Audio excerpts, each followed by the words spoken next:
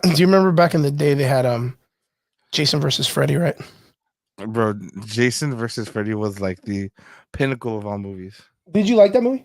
I didn't see that shit. The fuck no, bro. Oh yeah, It you don't was like scary movies, right? it was like Kong and Godzilla though, if you want to compare, you know? Kind of, but like Kong and Godzilla don't live in the dreamscape. Like it didn't make sense to me because like fucking Jason, there's nothing about Jason except he swings a machete. Freddy actually like is in your dreams. You know what I mean? So like I didn't really quite get the part when he was like throwing him through the forest, and I don't know, it's weird. But cut my grass, chop down my tree. yeah, he's like, I'm gonna get you. You're gonna do my yard and shit. Yeah, scariest movie ever, especially for us Mexicans. Yeah, he had to be Mexican, bro, for sure. Straight up, Jason, of course.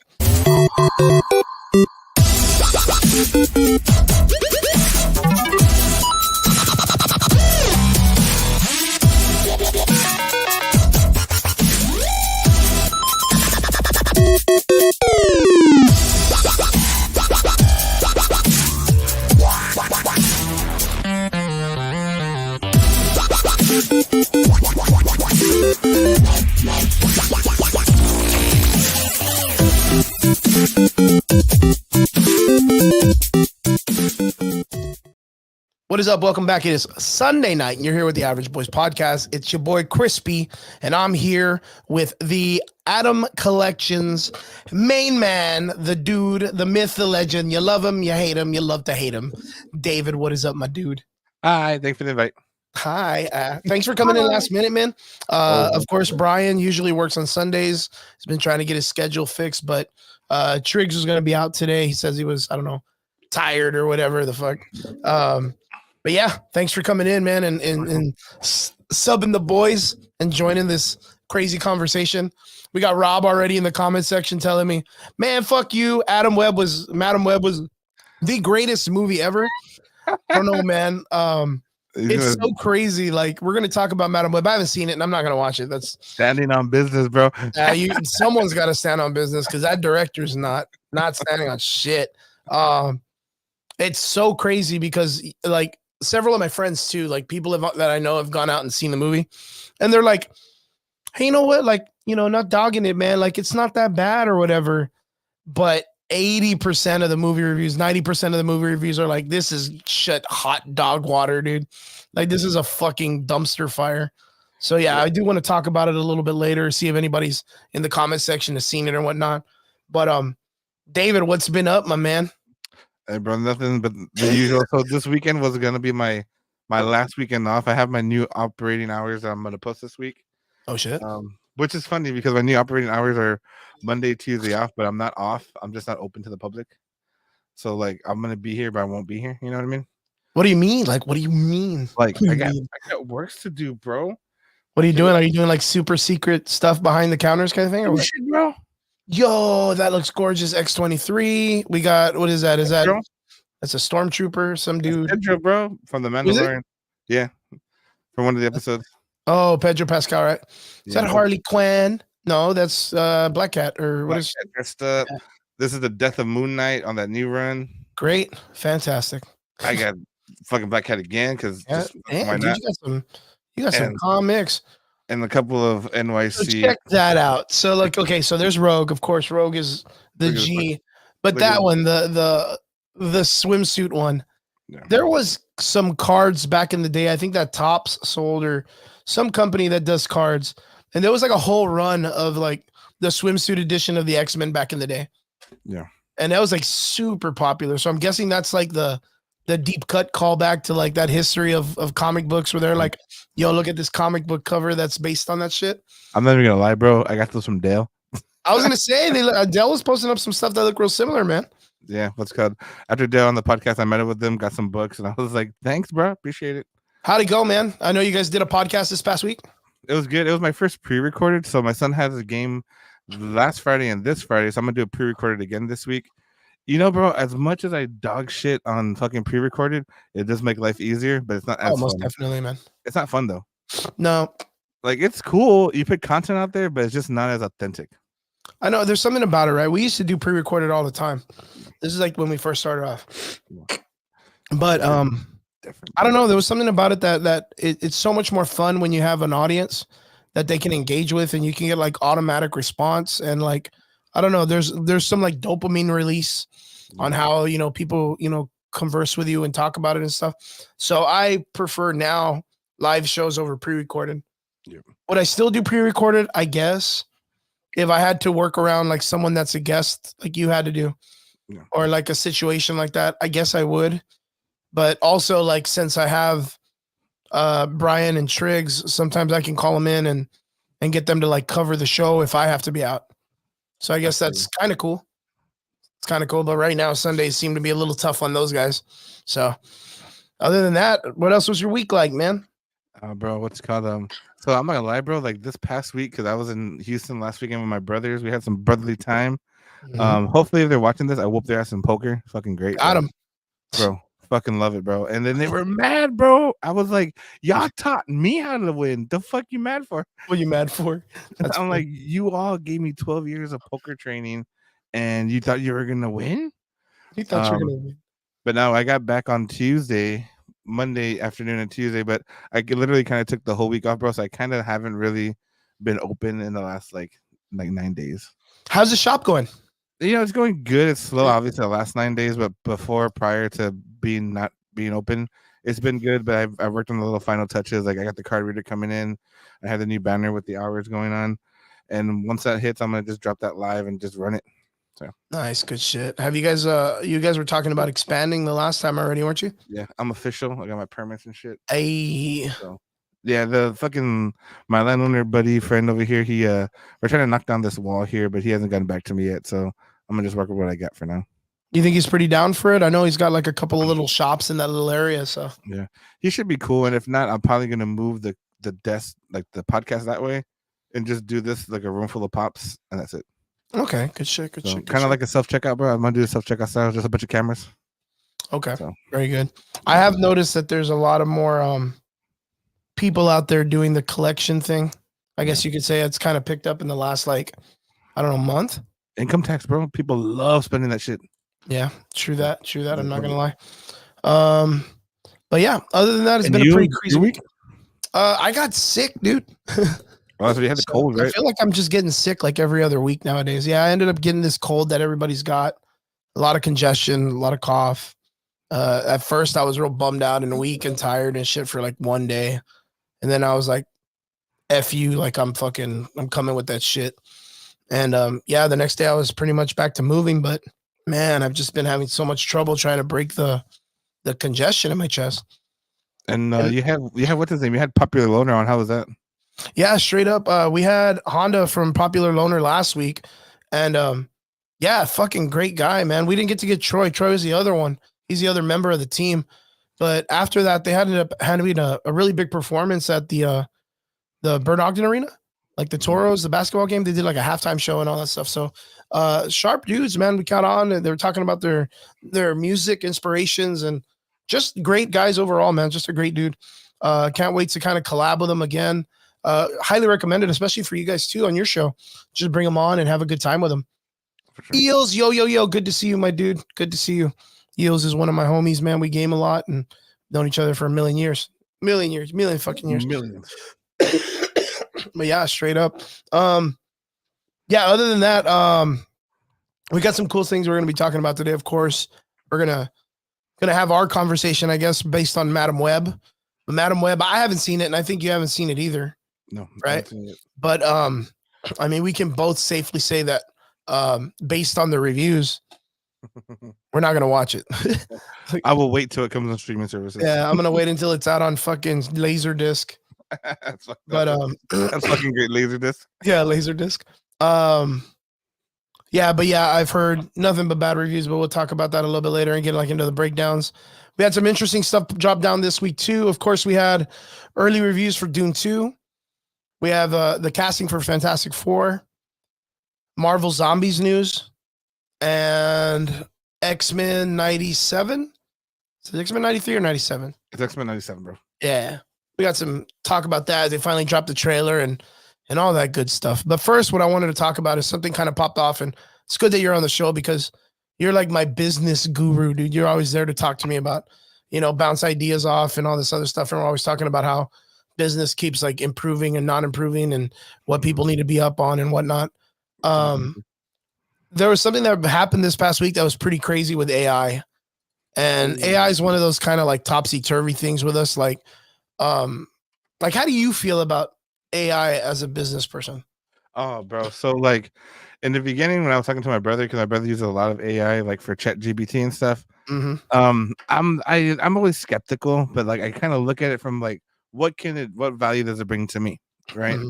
And I've found myself more now since I'm not with my previous company with Fred and Jay that I lean a little bit more towards it because it's a time saver for me.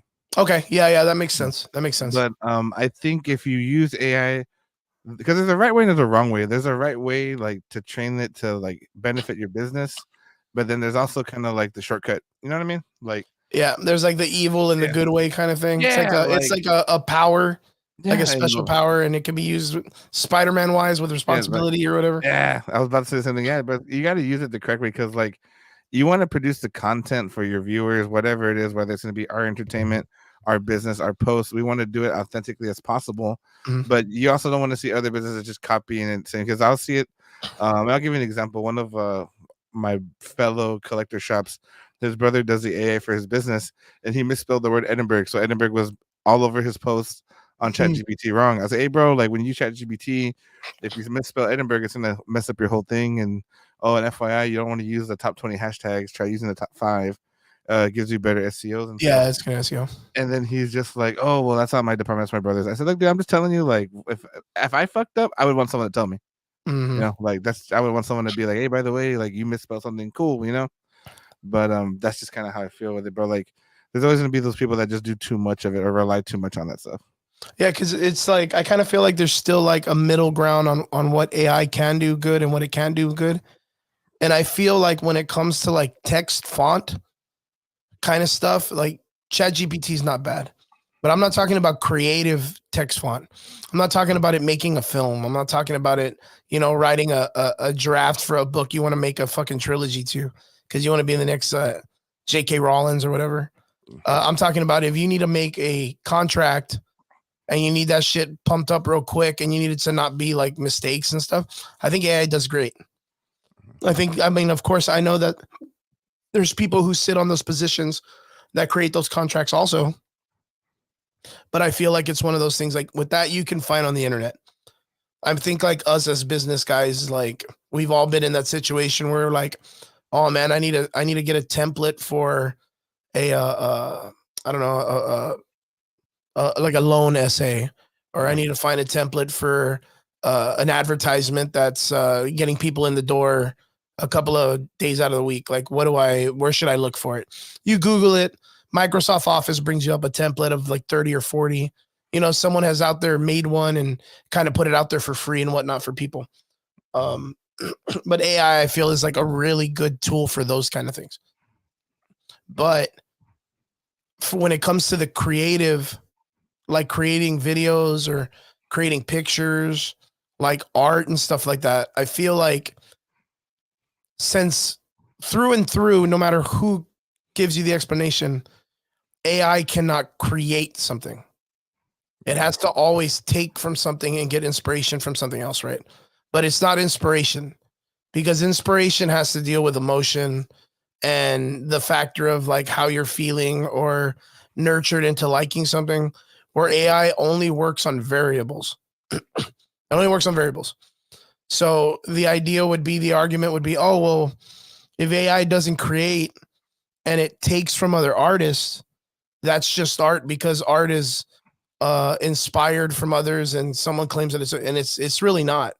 It's really not because that still deals. What's up, Pam? Good to see you, my man.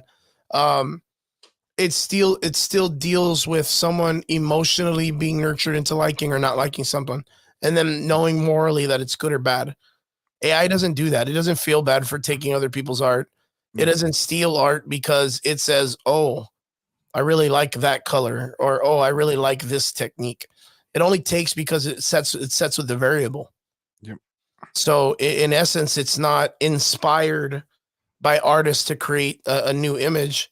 All it's doing is just making an amalgamation of algorithms to create an image that's close to what it is that you're asking. Right? I guess that's the easiest thing. And it doesn't give a fuck where it gets it from. Yeah, it doesn't give a fuck, dude. And if I'm not mistaken, if you look it up, there's like a huge lawsuit going on right now with the guy from ChatGPT, where like people are suing him for the way it acquires art from different like places and stuff. Because it used to be where it was only legally able to get it from like certain like search engines, and then all of a sudden it just opened up. It was like, nah, I don't give a fuck, dude. Like, I don't give a fuck. I'm taking it from everybody's not safe. Yeah. So with the art thing and the pictures, AI was able to get away with a lot of stuff. And I think, I mean, we were all the same way when it was like, you could always get like a telltale of like what's AI and what's not. Oh, look at the fingers. Oh, it can't get fucking foreheads right. Or, you know, it always messed up. What did you tell me? The stairs lead to the wall. Oh yeah, the stairs lead to the wall. Yeah, that's exactly what it was. You look at something and you're like, for AI on the whim, like when you just look at it, you're like, wow, that's really cool. But when you look at it and you really pay attention, every second something else unlocks in the picture. And you're like, yo, why does that dog have like an innie for a nose? You know what I mean? And you're like, what the fuck? Why does it have 4 eyeballs and shit like that? It's just crazy. But it's in time. But the thing is like this past week in AI, there was a new company that came out. Well, not a new company. It was a fairly useful company when it comes to AI. They released a new program that they're calling called AI Sora.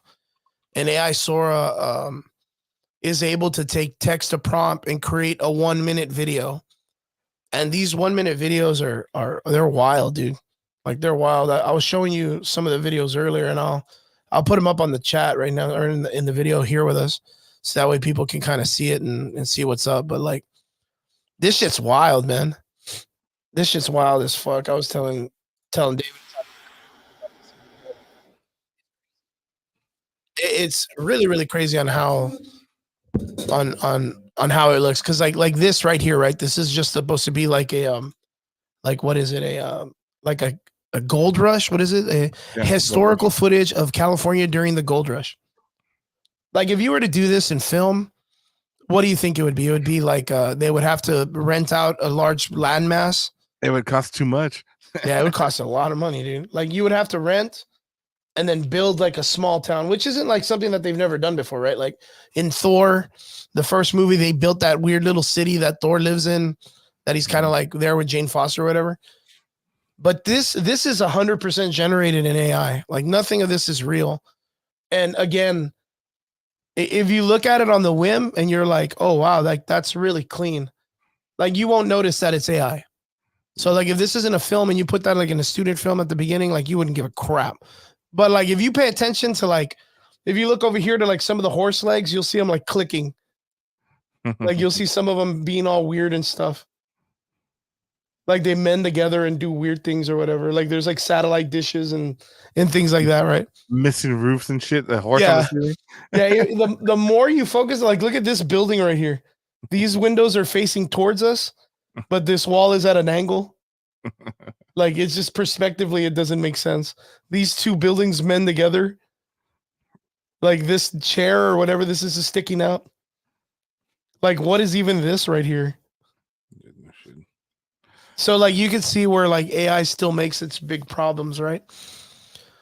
But like we said, if this was like just it going through, you wouldn't even it wouldn't even fathom like that it's a fucking AI generated photo. The next video is the one I vouch on is probably the coolest shit I've ever seen, which is this one. This is an AI video, and when the shadow passes by that is bonkers that's AI, dude.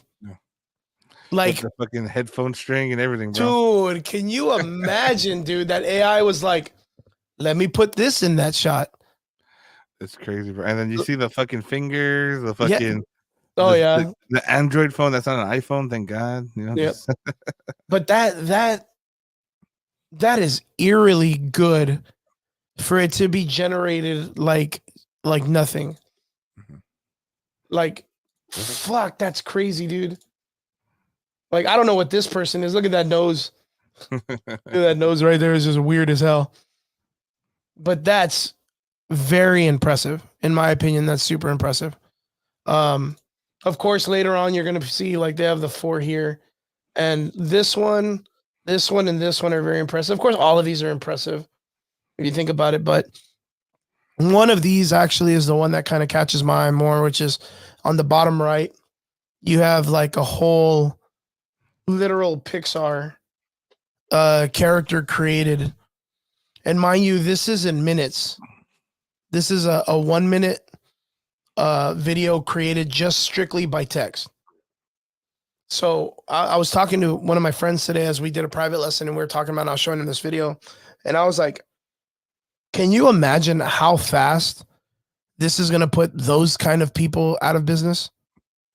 I'm not talking about directors. I'm not talking about actors, but I'm talking like 3D animators or video game like designers, like to create a body or whatever. It takes them days to weeks to create a character like this. The fur, each individual strand of hair that has to move, like it takes them a while. And it only took this program like minutes. Mm-hmm. You know what I mean? Like, why would anyone, if you could, and you're a director of a company and you're looking for characters, like, why would you hire someone that can make you a character like this when you can just type it out? Like, that's where I think the scariest part of AI is. And of course, like, there's a lot of people out there, the Chads of the world that gatekeeper AI that are like, nah, bro, it's because you got to get with the times. And it's like, get with the times. You're telling me in a matter of a couple minutes, something can create a character like that out of thin air. But you're telling a person who can make 3D graphics design that, well, you just got to get better with it. You got to be able to do your shit in seconds or minutes compared to this thing. There's no way, dude. It's like the John Henry situation. You remember the John Henry story? No.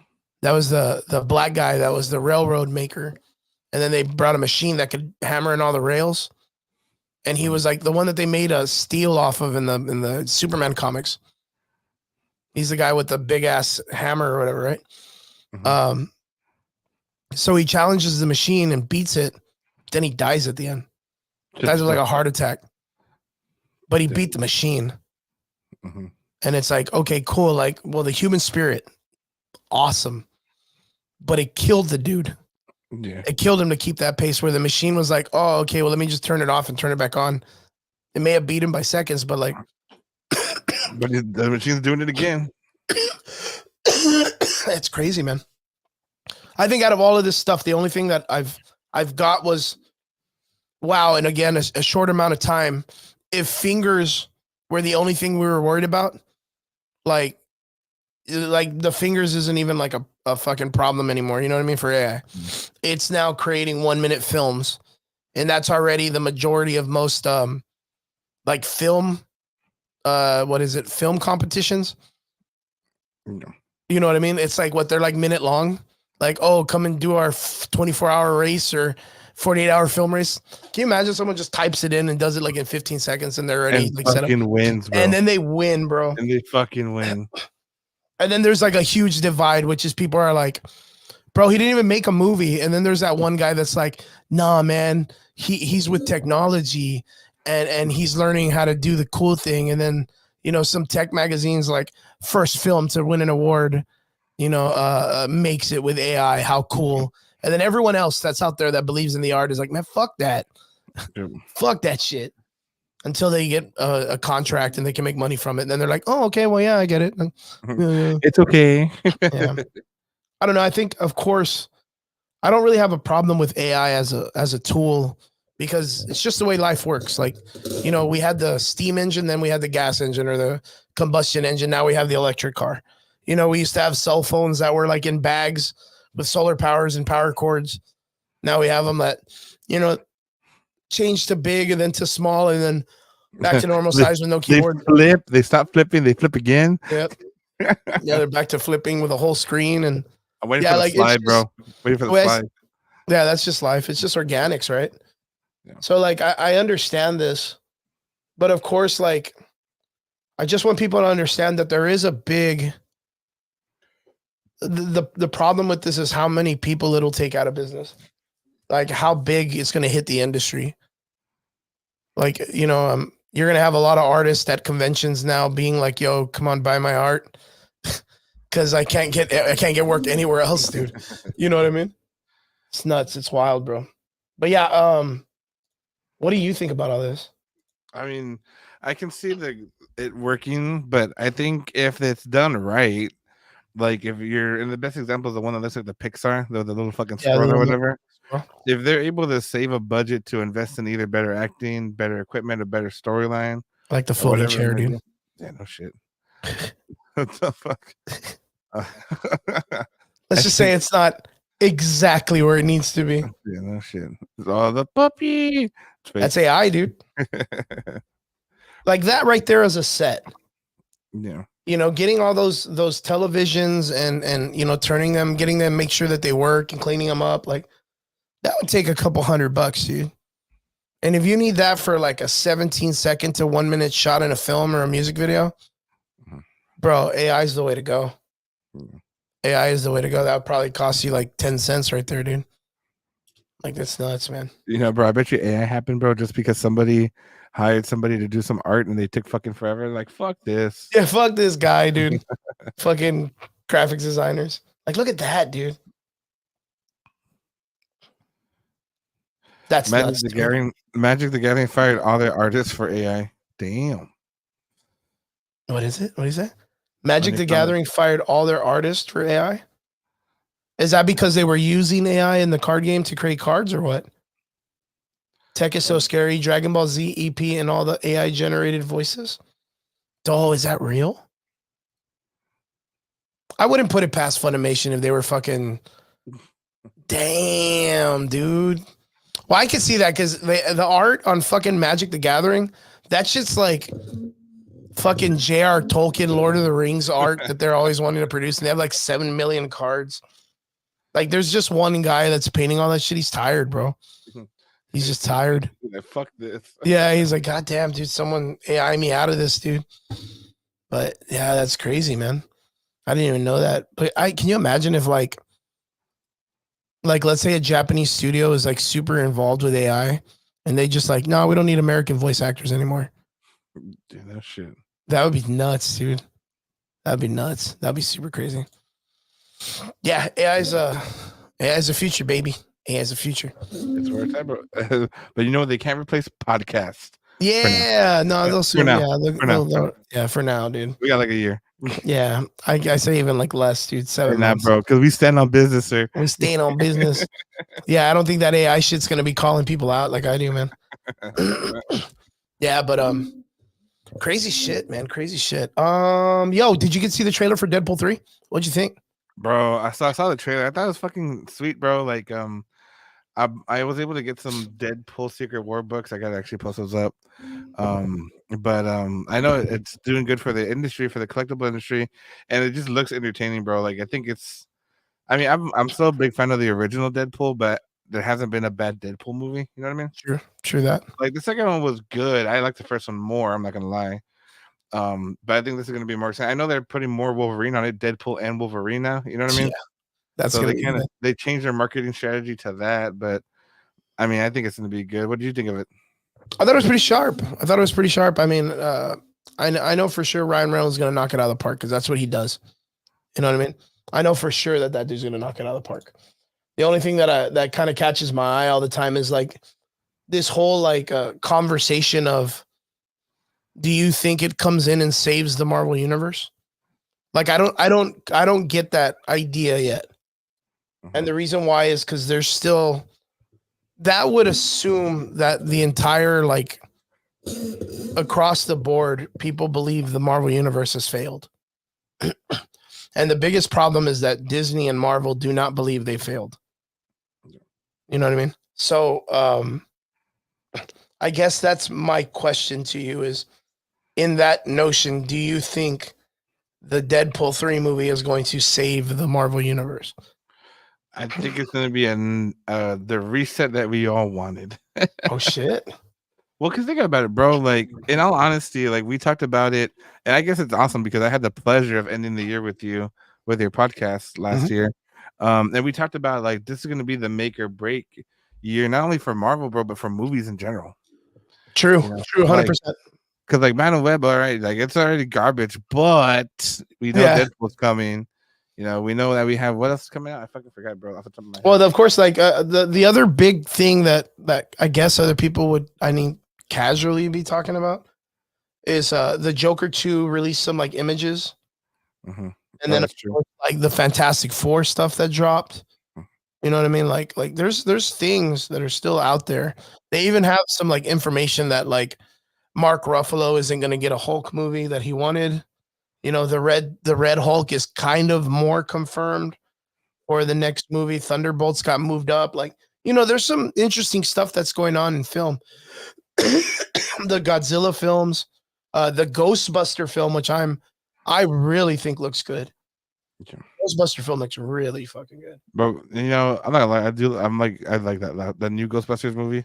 The trailer Compared to, like, the first- fire, dude. Like, there's just something about it that I was like, I didn't know I needed Ghostbusters to not be your friendly neighborhood ghostbusting squad. Like, I didn't know I needed them to save the world. Yeah, no shit. And yeah, it looks pretty good. It looks pretty damn good. Did you get to see the first one of this series? The Yeah, the Ghostbusters first one. movies? Yeah, the first one with the badass ending. Fuck yeah, bro. What? No, I didn't even know. What do you mean? I don't even know. I haven't seen it, but like You haven't Stranger seen it? Things kid, right? You really haven't seen it, No, I have not seen this movie, dude. bro? You're fucking with me. I'm not. It's okay. So let me tell you why. Because the Ghostbusters movie they made with Chris Helmsworth and the girls was really bad. I never saw that one.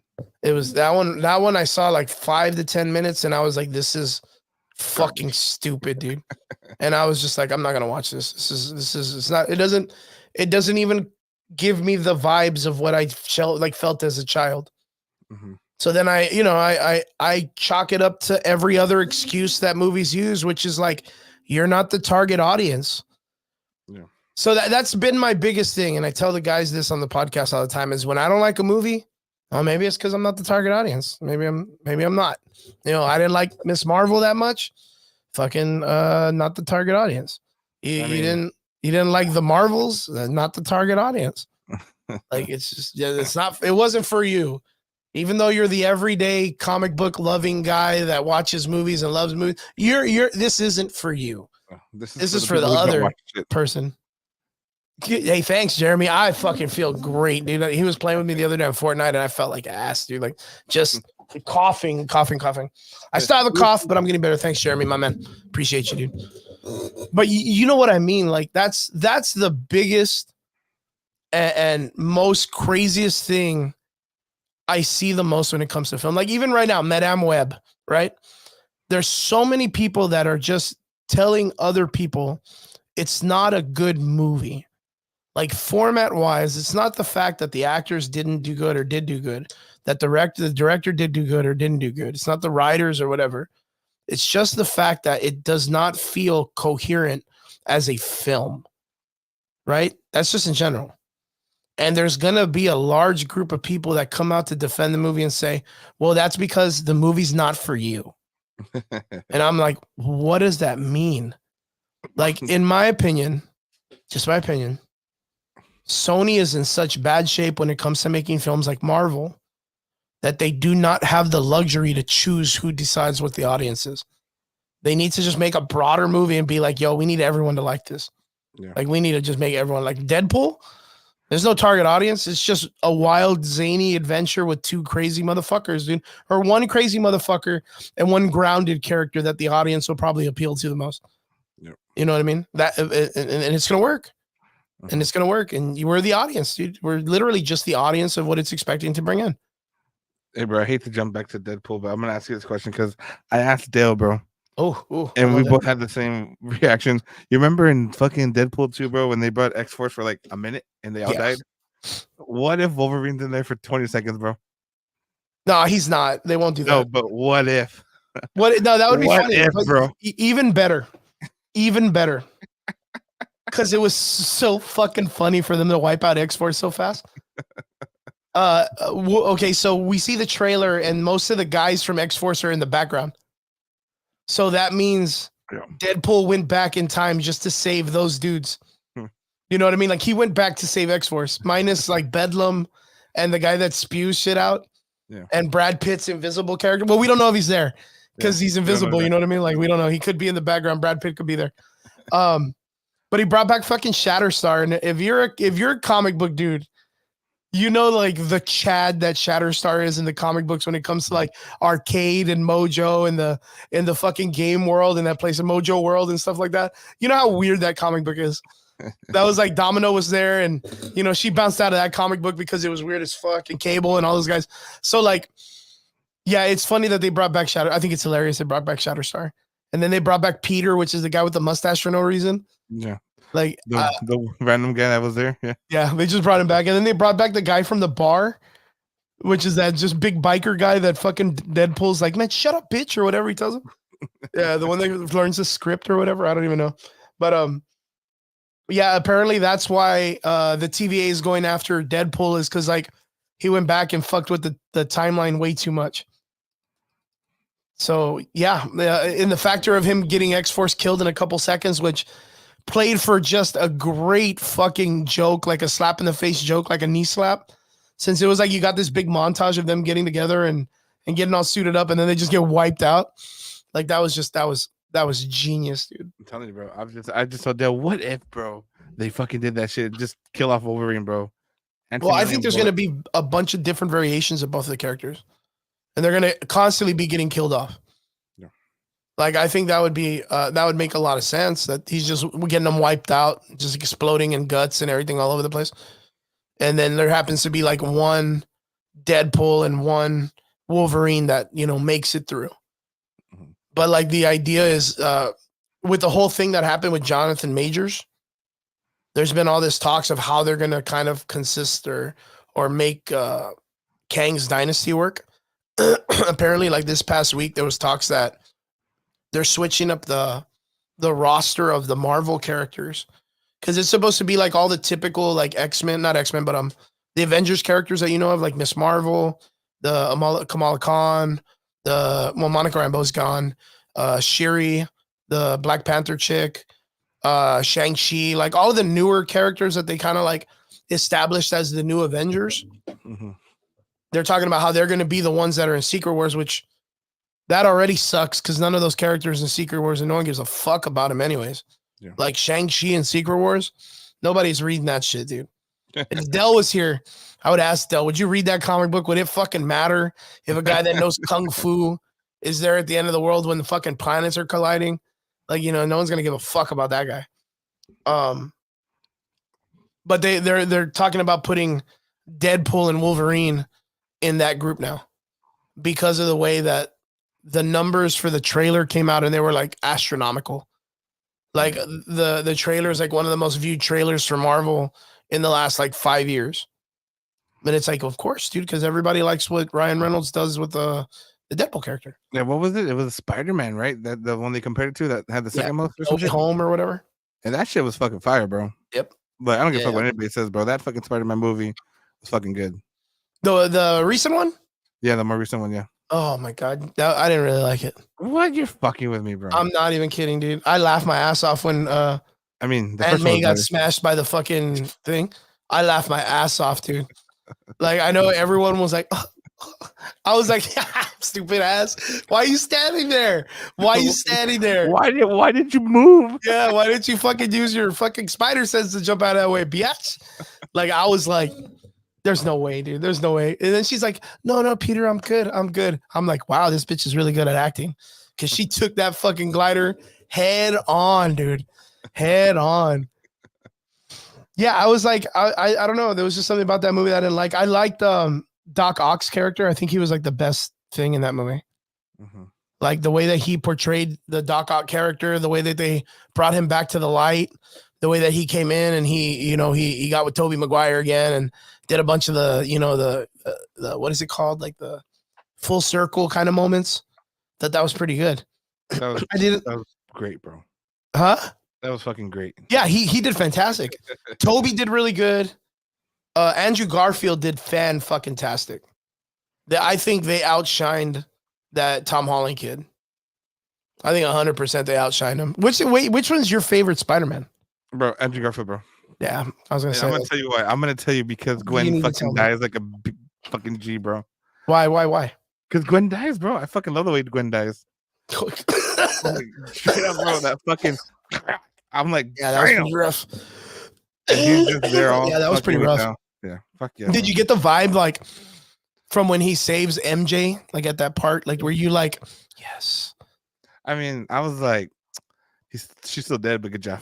Yeah, you're like, good job, buddy. And she's like, are you fucking crying? I like how she like fucking nut slaps him, dude, out of the middle Calls of him it. out. You being a bitch? Yeah, pretty much. And he's like, dude, just give him a moment, bro. He's got trauma, man. He's got fucking trauma. Yeah, but I thought it was pretty good. I like that they poked fun at the organics webs of Tobey Maguire.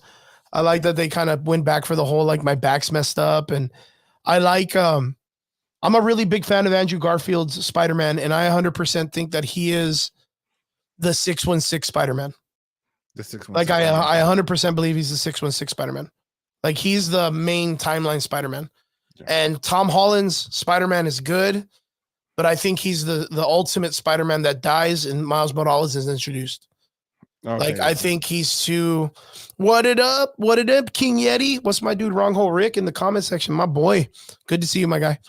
In my opinion, I personally think Andrew Garfield's 616 Spider-Man and Tom Holland's is the ultimate Spider-Man that's supposed to be like the best of the best, but he ends up dying because he's going to be like the Uncle Ben to Miles Morales.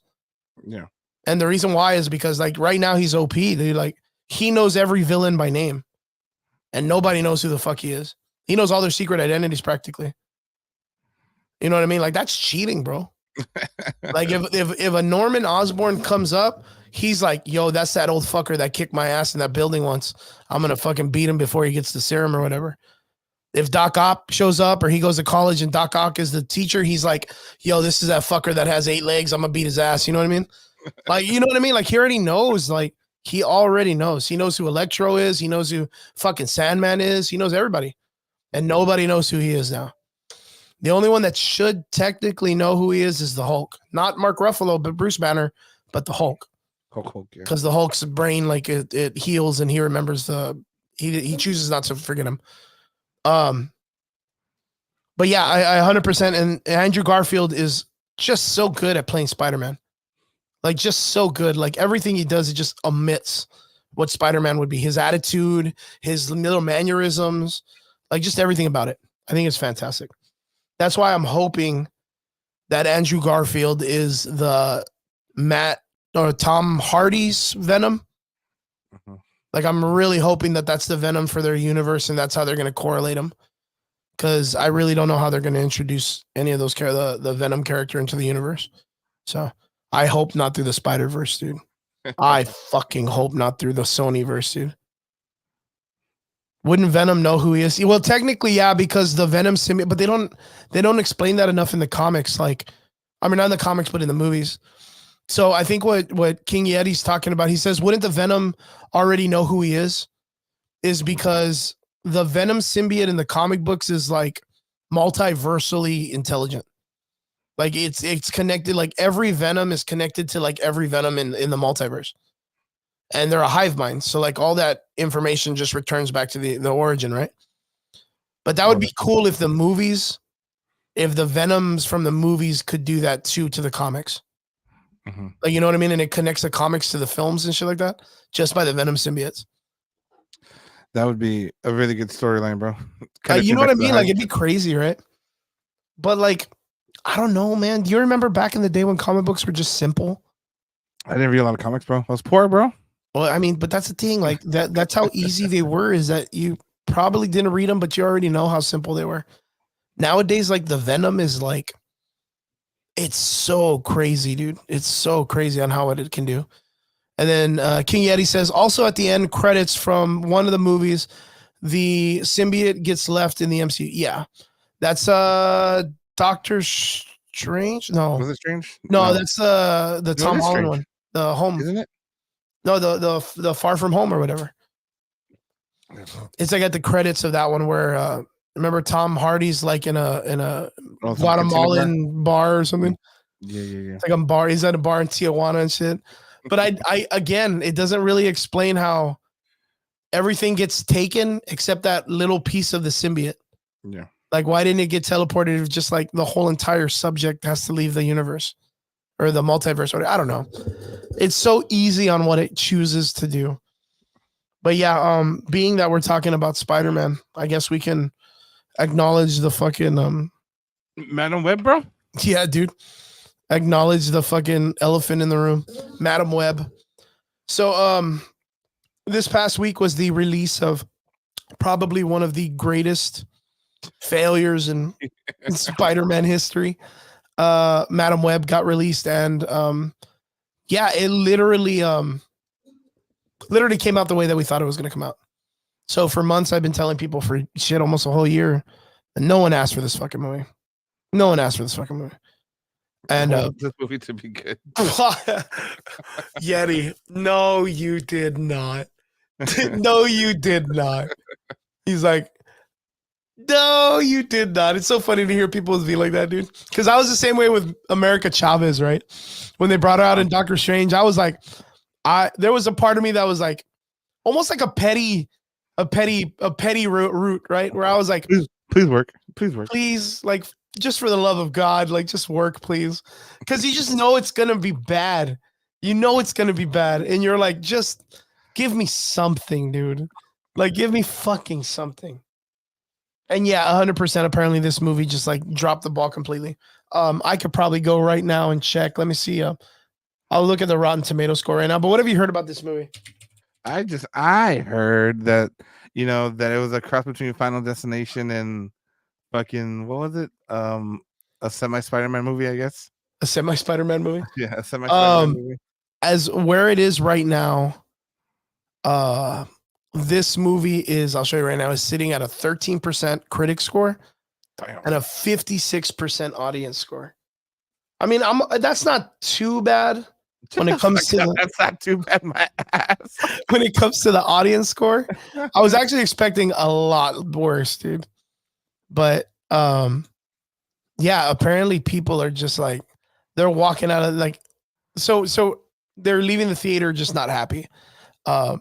Rob saw this past week and like dying on that fucking pedestal. He was like, no, dude, the movie's really good. Like, I really enjoyed it. And then my roommate and a couple of our friends, they went and saw it on Valentine's Day. And they were like, it was cool. It was cool. But all of them have the same part of this that they say. And it does not make sense to me when someone explains this to me when it comes to a movie. They say, the movie was good, but the story was just not there. It was bad. And I'm like, the whole entire thing of the movie is a story. Like, that's like its premise. That's like saying living is cool, but breathing is hard.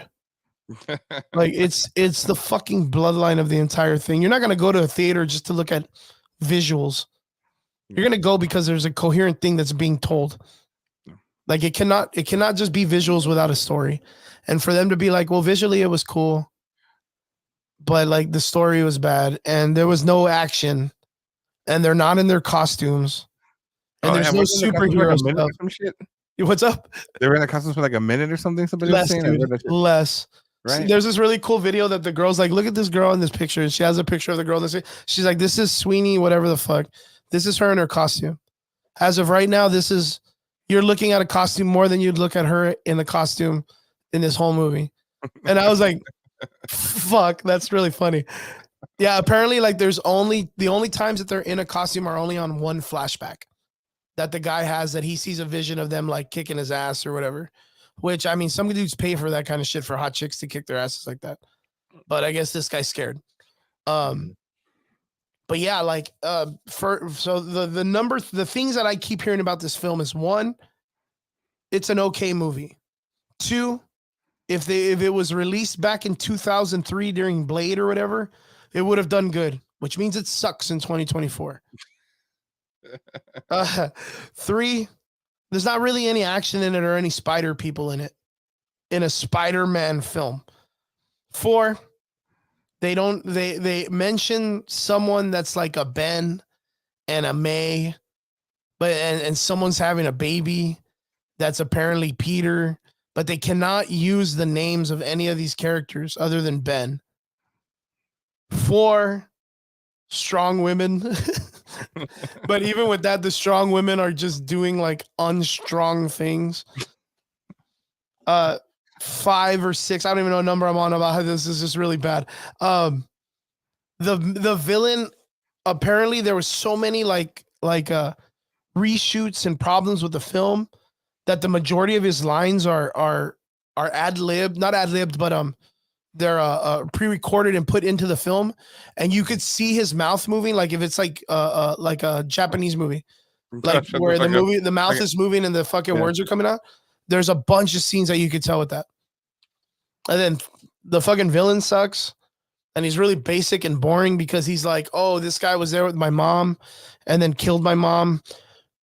4 or 28 or whatever list I'm on, there is a tribe of people. Okay, so first off, this chick and the mom are hunting a spider in this world, and I don't know what world it is, that gives people spider powers. This isn't like a bioengineered spider. Yeah.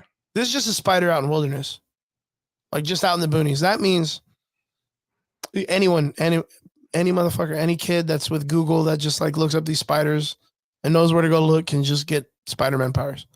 Yeah. For me, one of those things that made Spider-Man such a special character is how unique he was. Mm-hmm. How unique he was. And then later on, when the Spider-Verse comic book came out, it was so unique that you understood that every Spider-Man in every universe was important. That every universe needed a Spider-Man. Yeah. The moment they start saying that everyone can become a Spider-Man, it degrades the character completely. It takes away the monocle. It takes away the aesthetic of that one character being important. And I think this movie does very well at trying to make it seem like Spider-Man is not as important as he is, but all of these people do. Which I guess you have these 3 spider chicks that all live in the same apartment. They're about to all get the same powers because they all hunt spiders at the same time, or I don't know. I don't know. But it just doesn't seem like this was a well thought out film. Mm-hmm. And then enough to be where Marvel, Kevin Feige, the producers that gave these guys that they bought the rights from or whatever, were like, hey, you can make this movie, but you cannot use Spider-Man. Like, I don't give a fuck what you do with yourself, but you cannot use our character that we're using in our story. To me, that's 100% that Marvel wants this thing to fail. Yeah. And Sony's just like grabbing sticks, man. They're like, I mean? We don't fucking need that. Watch this. Yeah, hold my beer. Hold my meth pipe, dude. Hold my fucking meth pipe. I'll make a fucking film about spider people and shit. Yeah, but as you can see, like, it's not a good movie. Guys, if you haven't seen this movie, I don't recommend it. I usually will be like, guys, go check it out. But no, I don't recommend it. I say wait for it. We're going to wait. No, we're going to be talking about it. We're going to actually talk about it next, dude. So, yeah, we're kind of excited to talk about that too. But yeah, if you do get an opportunity and someone invites you to go watch Madam Web, deny their friendship. Deny their friendship completely, and don't cherish them because they want to punish you for an hour and a half. Yeah, but if you've seen it, good on you for surviving, and we praise you for your courage and your bravery to live another day. Yeah, you lived you are way stronger than us because you paid for the ticket. But yeah, Madam Web. That's my take on Madam Web. Onwards to the next part. What do we got? Oh yeah, the X-Men. Yeah. X-Men 97. X-Men 97. This past week they dropped the trailer for the new animated return to X-Men 97, which was a really great animated series back in the day. You got all your favorite colors. You got all your no shadows, all your straight, just colorful characters. Hotter than a meth pipe on a Friday night. Yes, sir. What do you think, my man? So me and Dale went over the trailer, bro, and we thought this one character that we did on one of the freeze frames was Darwin. Then I found out the next fucking day that they have a character that's identified as non-binary. Well, that's Morph. Is it Morph? Yeah, you remember Morph back in the day, though, right? I don't remember Morph, bro. Do you remember? Okay, do you remember the 97 cartoon? I remember some of the 97 cartoon, but I never watched the whole thing. Do you remember? It's literally like the first episode. There's this scene where Wolverine is like running from like a fucking sentinel. And there's this one guy that's wearing like a leather jacket. He's got like bags under his eyes, like super dirty. And he's got like the fucking screech haircut. And he's like, hey, everybody, it's me, Morph. Like he used to talk real weird. And then he could like change shapes and shit. Like he gets blasted by the fucking sentinel. And Wolverine's like, Morph, no, I fucked up. Oh, I got you killed. And then everybody's all sad. And then Morph kind of has like his big bad dick arc like after the first episode.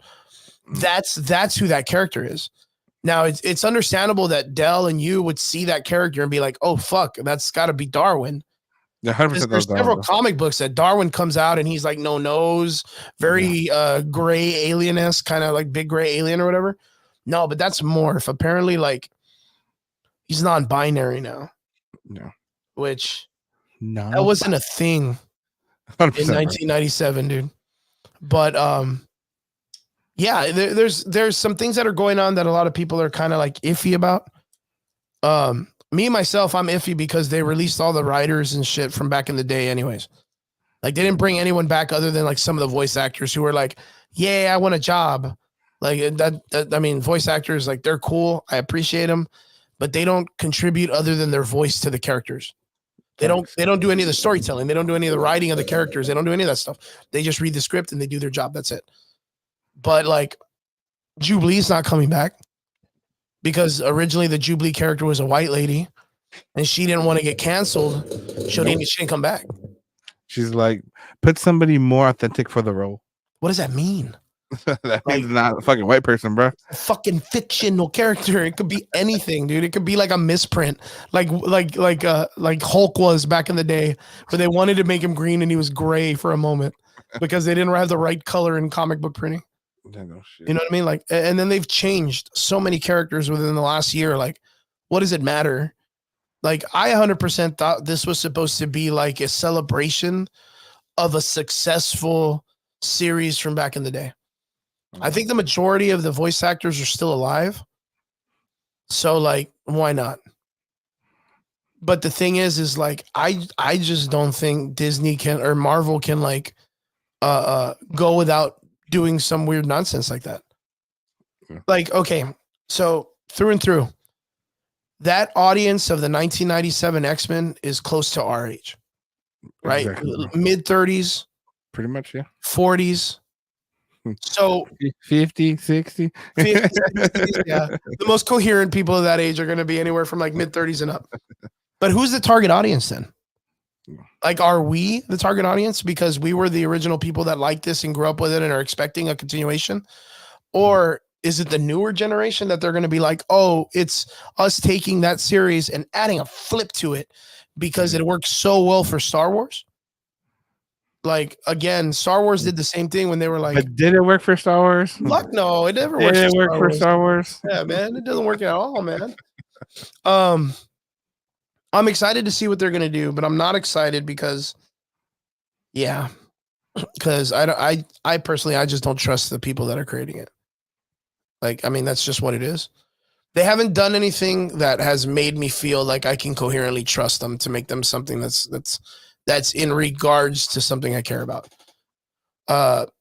Do comics and movies and film and all this stuff, do they deserve diversity and inclusivity and all of this stuff? Yeah, I do. I 100% believe it.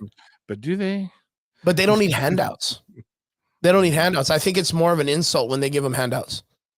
So like, can you imagine that it's like, this is the way I see it, and anybody else can see it any other way? I don't care because it's my opinion.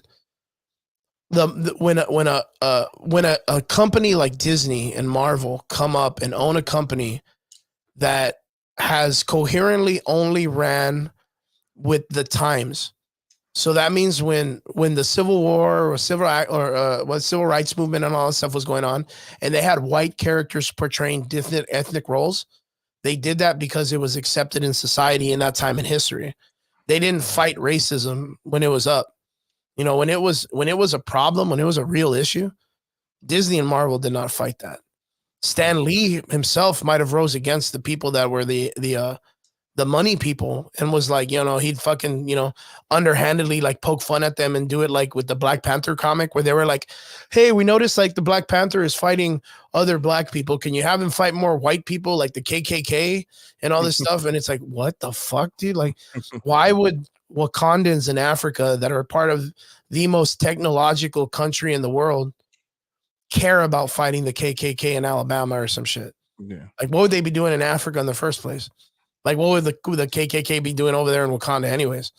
You know what I mean? That doesn't make any sense. So they would single-handedly like make fun of those moments and put them just in silly situations. But again, the higher up, the executives, the people just like Madam Web, the people that don't care about the context or the stories or the characters, just want to push out something for money.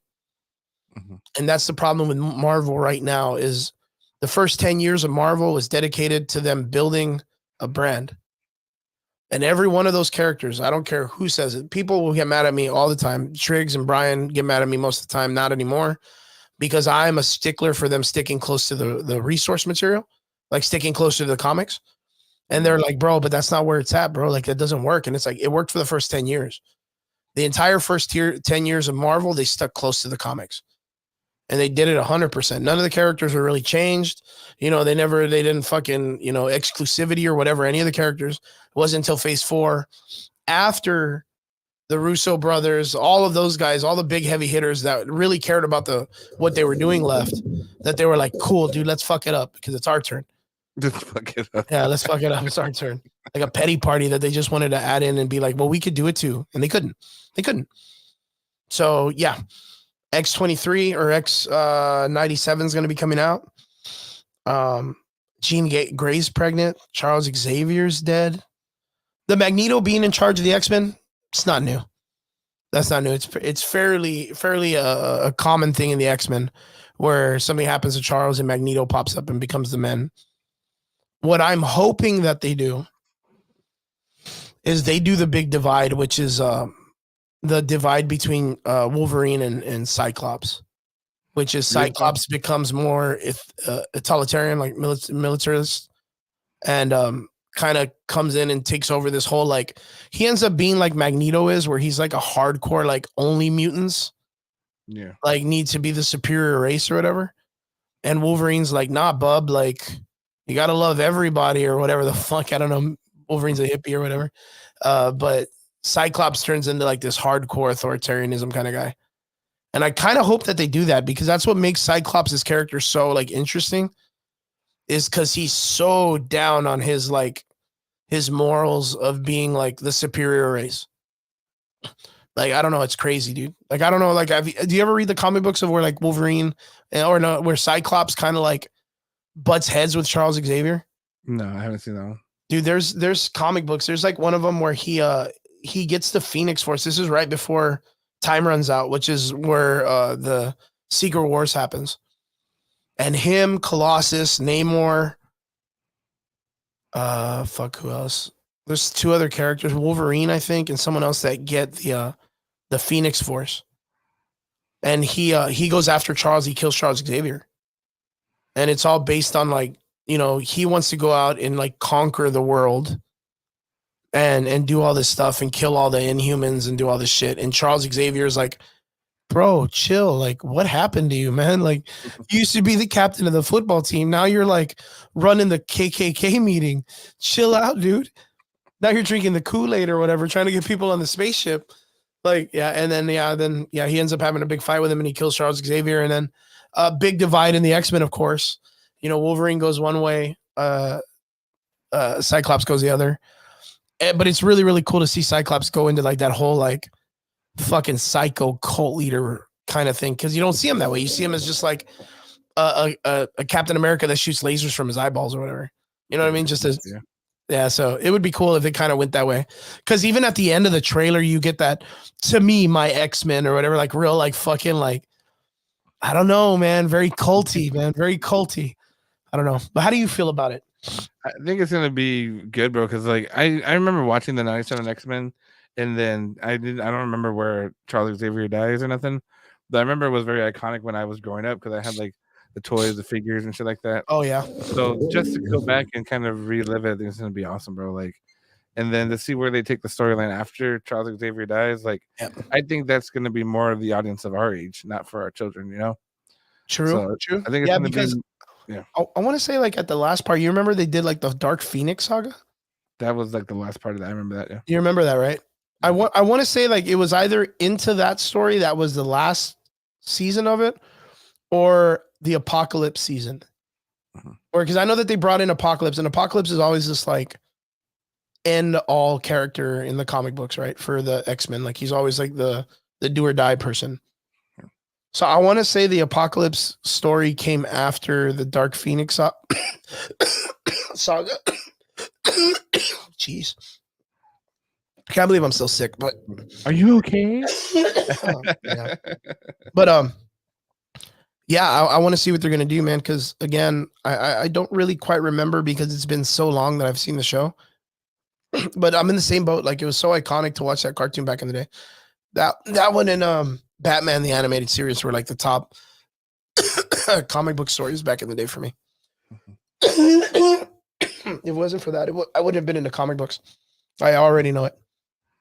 But yeah, man, that's gonna be fucking crazy, dude.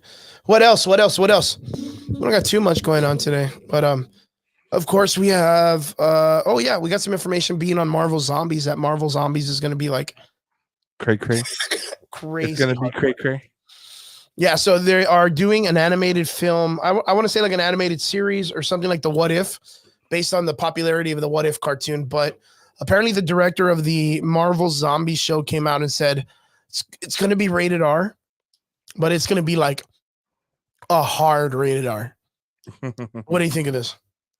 Bro, you know, if they started off, bro, like, and just go into them like fucking somebody up zombie style, bro, that'd be the shit.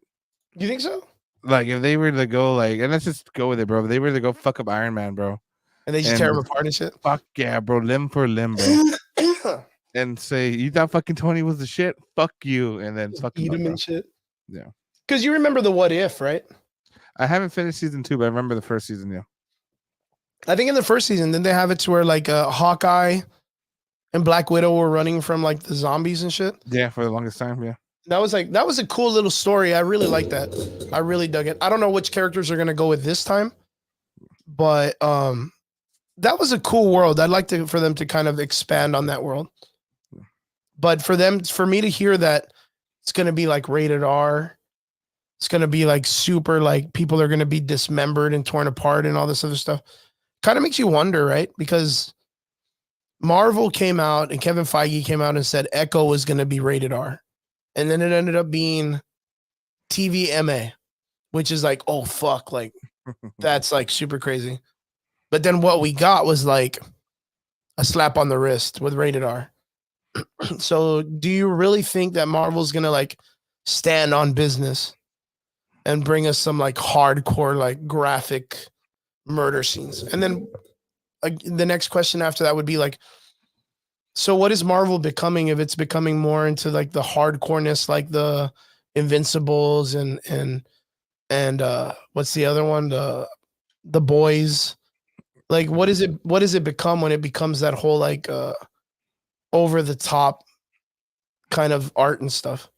I mean, Invincible, I didn't read any of the comics from Invincible, bro, but just watching the series, like it was entertaining. It drew my attention. Of course, the violence was fucking G. You know what I mean? But I mean, with everything going on with Marvel for Deadpool and all this shit, bro, like they got to hit, bro. They've got no choice but to hit. Yeah, they do. That's absolutely correct. How do you feel there's no more Loki, there's no more nothing, you know? For you as a parent, when with shows like Invincible, like how do you feel about that? Like, do you let your son watch that? I mean, if he discovers it, I'm cool with it. But if I have to control it, I mean, obviously, like you gotta find that teenage hormone preteen. You know what I mean?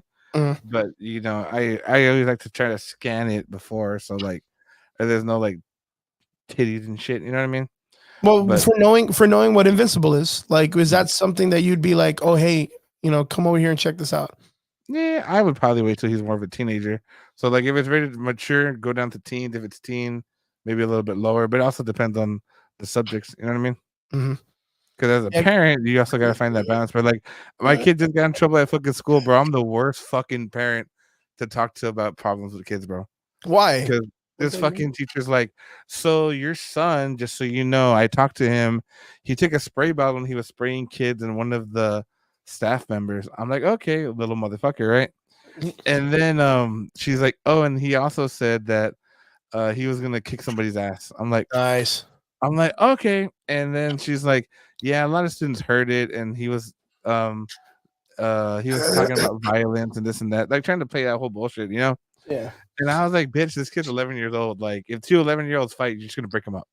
Like, get the fuck out of here. Like, they're not fucking gonna go and stab each other with fucking pencils and shit. You know what I mean? I mean, the world's a crazy place, but we hope that it doesn't go that way.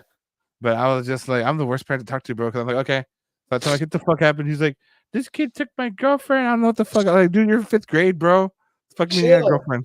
Like, you're like, chill the fuck you out. got like another like 20 years of heartbreak in front of you, motherfucker. Like, the fuck you doing? You're like, if this one broke your heart, wait until the one in high school gets you. 100%, bro. So like, I was stabbed with a pencil. That's great. Yeah, he's like, who said that? Fucking wrong hole Rick or what? King Yeti. King. I was stabbed with a pencil. Damn straight.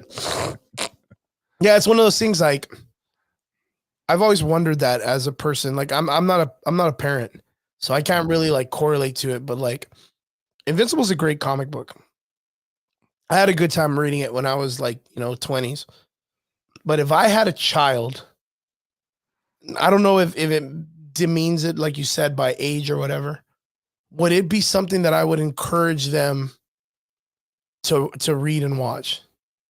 And I don't know, man, because it's extremely vulgar and violence.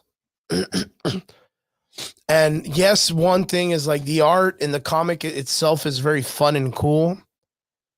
But I don't know if that's what I want to contribute to teaching my child, that's what superheroism is. It's you can't go into parenting, bro. It's just different, bro, because like you don't want to be as constrained as your parents or you were raised, but they're gonna get exposed to this shit anyways. You know what I mean?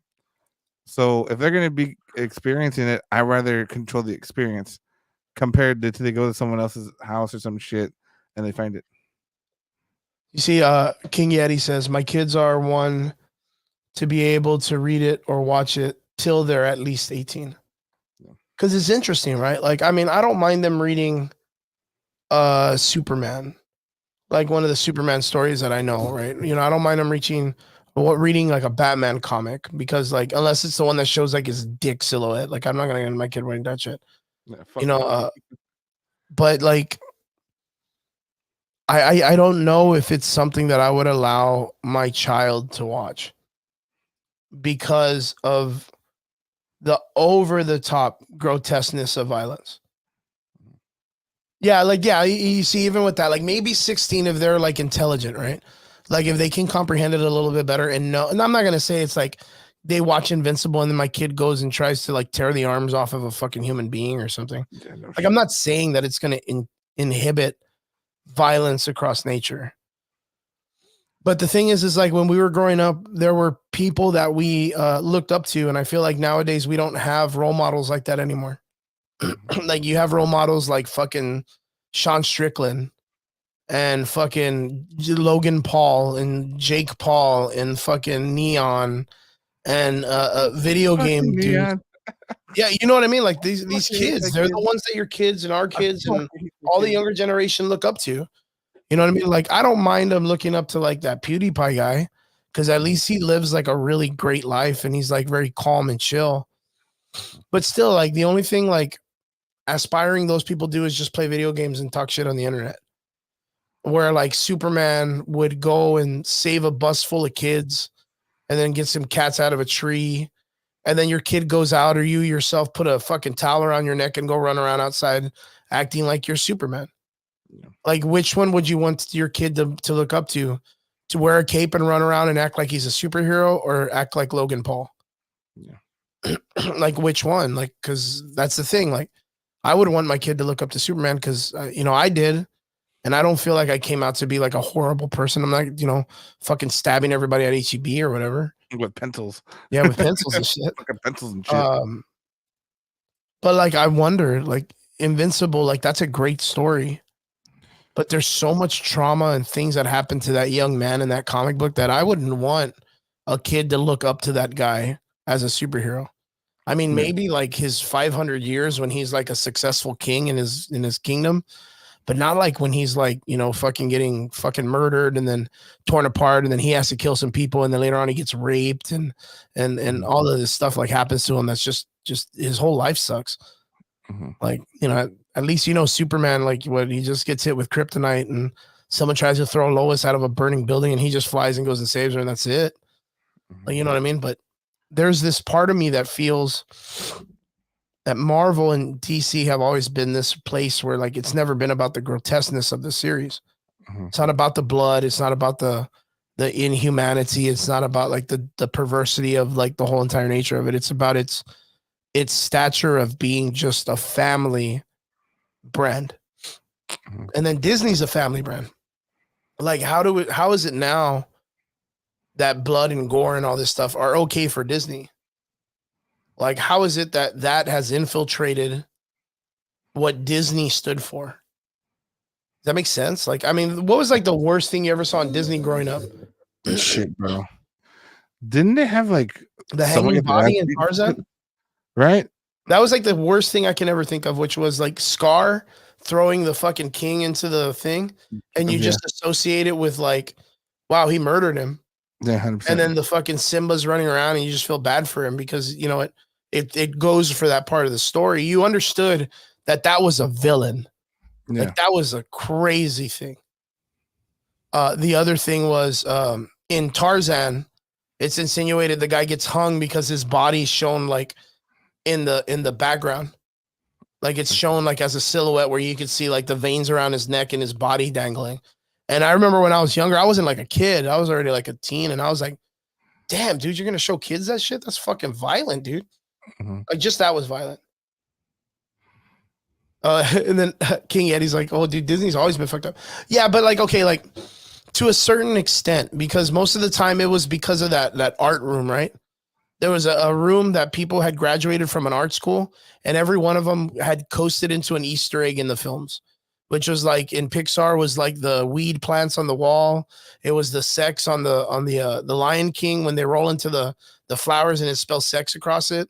It was the Little Mermaid. All the buildings were dildos. Like, do you casually remember all this or no? I remember that part. If you go back, I'm serious. Like, hold on real quick. Let me open the door real fast. Yeah, okay. If you go back and you look up the Google map, the castle, dude. The castle. That's fucking crazy. I never knew anything about that when it came to Disney. Yeah, if you go back and you Google the fucking original. You go back and you Google the original Little Mermaid cover. There was just a bunch of dildos in the back as the castle. Jesus. And then of course there was the priest in the Disney Little Mermaid that had the erection when he was marrying him. I don't know if you remember that. There was a bunch of crazy shit way back in the day. Are you seeing it? No, I'm trying to look it up right now. Yeah, if you just type in. I'm typing dildos and mermaid. No, that's not good. That's gonna give you a whole ass other website. Jesus Christ, you have to clear your fucking search history after that. Oh, that's fucking great. Little Mermaid dildo. What the fuck? Do you see it? No, I'm doing it right now. Here, watch. I'll do it right now. I'll show it right now so everybody can see it. Oh shit! I just saw it.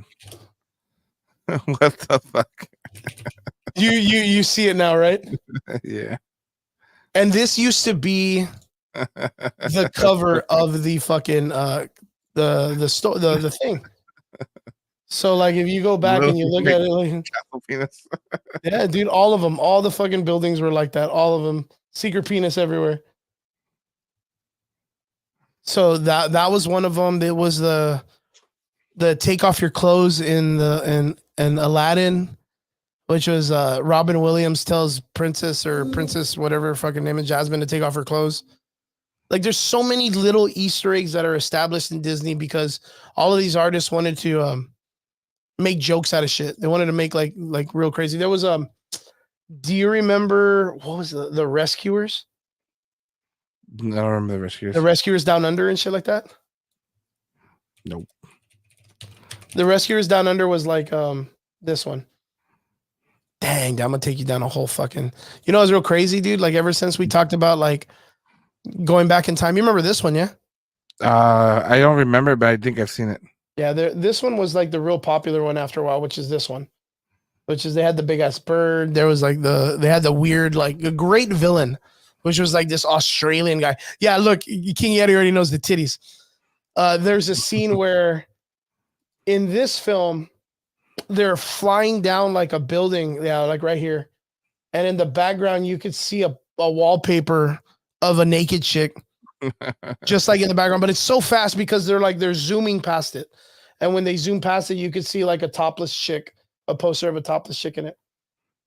Yeah, look, you can see right there. Fucking strategic placing, bro. Strategic placing, bro. All the fucking time. Disney was about that shit way back in the day, man. They were bad when it came to that stuff. So them putting like little vulgar things is not something that's far-fetched or too out of hand. But it was always done in like this like crazy Easter egg search. Like if you didn't see it, like it wasn't there. But like to know that now it's like out in the open, does it degrade the image of what Disney was supposed to be? Because like we used to hold that shit really high when we were kids. I mean, like did it already lose its flavor to us? I mean, Disney owns everything now, bro. So I think we just kind of found a reason to dig deeper. No. But what I mean is like, does it still hold like its brand in our eyes? Like its innocence, like its childlike innocence of being Disney? Or like is that long gone? Because I don't feel it anymore. I think because we grew up while Disney grew up, I guess you can say. You know what I mean? Yeah, no, that makes perfect sense. Because like, I don't think a lot of the stuff is for kids. Now, kind of like that whole non-binary shit. You know what I mean? Mm-hmm. You remember him as Morph? I don't fucking remember him as shit. But now they want to take the character and spin this new shit on it. Mm-hmm. But True. I think because we grew up with it, because again, Disney targets the audience in our age because we're the ones that are taking our kids to Disney for a fucking reason and shit. You know, we're that fucking target audience and shit. They're just trying to rebrand and rebuild. Once they get Disney and Star Wars going again, it's going to be repeated. True. Wait till they reboot the fucking Avengers, bro. They reboot Captain America, bro. Yep. Oh man, I'm telling you. Look, this was Morph. This guy. Mm-hmm. This is the fucking first episode. Wolverine is 100% the guy that can heal himself, and this guy cannot heal himself. And all the Sentinels come out, and they're about to shoot Wolverine with a laser beam, which ain't gonna do shit to him. And Morph's like, Wolverine, watch out! And he pushes Wolverine out of the way, and it fucking hits him and kills that guy. And well, it doesn't kill him, but like, why did you do that, man? Like Wolverine can take that shit and tank that, man. He's all right. And Morph, what are you doing? But yeah, that's the character. A little bit weird with what they're gonna, I guess, apparently try to do with him now, right? Yeah. But we got to get at least. Hear me out. We got to at least give it some type of a chance. So we got to wait until it comes up. Then from there, we'll kind of see if it works or not. The new Morph can heal himself, but he can always kind of do that. But it was like kind of like Mystique, where she can casually use the powers. It wasn't in the sense of like she was going to have like Wolverine's healing ability, because like, then why not just stay as like the Living Tribunal or whatever character that's super strong? Getty says also Disney didn't grow up. They just been subverting innocence since the beginning. Well, that's a good way to put it. That's a really good way to put it. Yo, but what do you think? Okay. Hands down. Marvel Zombies comes up. They want to make it super gory. Where does that put us across the board? Like, do you think the audience takes that and says, okay, cool, we raised the bar. The violence has to be there all the time now? Or it stays synonymous to just the Marvel Zombies IP? I think it'll just stay to the IP, bro. Or it could be their platform to the IP. Because remember, they tried to do Werewolf by Night, a little bit of Moon Knight, that little grittiness, you know? Yeah. So they probably want to see how deep can they go into it, but still kind of keep that image. But you see, they test the waters more with Marvel, because we expect that with Marvel, given the, how do you say it, the original words to it, right? What were we talking about? The original script to it. Oh shit! We got a guest. We got a guy. We got one of them dudes. We got Dell, man. What's up, guys? What's up, Dell? Good to see you, my man. So you finally got out of work. I hit Dell up too earlier. I hit David up and I was like, yo, if you want to come on the show, man, I wanted to bring you on last time. Scooters. So, yeah. Scooters.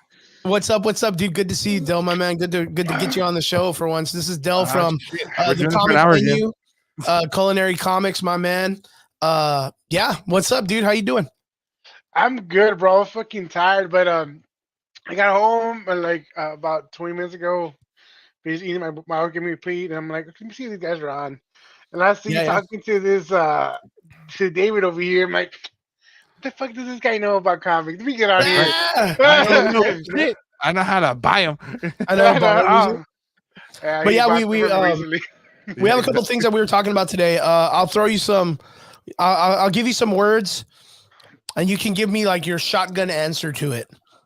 Okay, on the things that we talked about. Okay, so one. Madam Web. I haven't seen it yet. I heard a lot of negative shit. Even to the people that like were cool with the Marvels and good or everything that I thought it was sucked. They were always cool with everything. They hated it. Yep. And I'm like, the highest I've seen was like a 5.0 out of 10. And that was like on a good day. I think that's what he said. Pretty much that looks like he makes some fire latte. Bro, I can put it in my mouth, that's for sure. Yeah, my man. I mean, I didn't like the outfits. I was hoping that there was a good storyline. I heard the acting was good. The story sucked. See, so nobody can carry a movie without a good storyline. The acting can be with a good storyline, it makes it happen. But with no story, it's gonna bomb regardless. Sure. Okay, onward to the next one because we know that Madam Web sucks. Right, we're gonna catch you up real quick. We knew it sucks. X-Men. No, actually, you know what? Okay. X-Men 97 trailer. Your take. Yeah, we lost. What happened to Rogue's cake, bro? She went for her cake, her bootylicious booty. Like, Rogue and her accent, bro. Like, she was a hot one, and now she's, flatter than a surfboard. I'm like, nah, that's not my Rogue. Surfboard. That's awesome. I think I'm mistaken Morph with Darwin. Yeah. So and now he's, I heard you talking about he's non-binary, and I saw that too. I'm like, he was technically a dude in the Exiles. I understand the reasoning behind it. It wasn't needed. I mean, now they're forced, not forcing, but like, well, it's another character that can morph into anything. Might as well make it non-binary. Like, why can't it be a dude that knows how to morph shit? Why? Yeah, because they're not talking about Mystique being non-binary. Well, technically, Mystique was what's his face's dad. Yeah, don't give me that shit because that was a shit story. Hey, I was saying they've been changing shit up. You know what I mean? No, but you do know how stupid it sounds, right? Like just the idea of what you just said too was like, yo, Mystique is Daredevil, no, Nightcrawler's dad, right? And I'm like, fuck, dude. Someone wrote that shit out in script, and Marvel was like, fucking genius work, dude. Genius work. Let's print it. Make some art around this shit. Nah, bro. It's dumb, dude. And it's crazy because you just changed his whole backstory. Pretty much. You changed it, like who is supposed to be his father, this is and that, and then they go, oh, well, we don't care about the comics. I don't know if you saw, like recently I shared a video about some guy talking about how come these movies are sucking. All the writers have been like, doing their interviews. A lot of them will be like, they told us not to read the comics. They told us not to follow the comics. And I'm like, bro, I mean, you don't need to follow comics, but you need to know what that character is. At least read the comics to understand the character. And then from there, you can go ahead and make your own shit. Obviously, the MCU is not going to be like the comics. As much as I hate it, they have the material there. They can just continue with what they have. And if their argument is, why would we want to put a movie out of stuff that has already been read? Not everybody has seen it, not read it. Second, we still don't give a fuck. We will reread the stuff. I mean, all the animation movies from DC and Marvel Or, I mean, I don't want to say Marvel because whatever, but DC is all fucking stories that have already been written. They're just putting it in animated style. That Yeah. shit sells, Yeah, and it right? works really good. It And works it really, really works good. exactly. So I honestly don't. I think they're just trolling the comic industry right now, and just we'll see. And what sucks is you can't say it's Disney because it's Sony fucking it up. They fucked Oh, with Madam Venom. Web. Yeah, that's Sony by itself. Yeah, But Disney's Sony. not playing. Disney's not. Well, Disney and Marvel, they're not playing fucking ball either. All they're doing is saying like, "Hey, you can make a movie, but you can't use the important assets.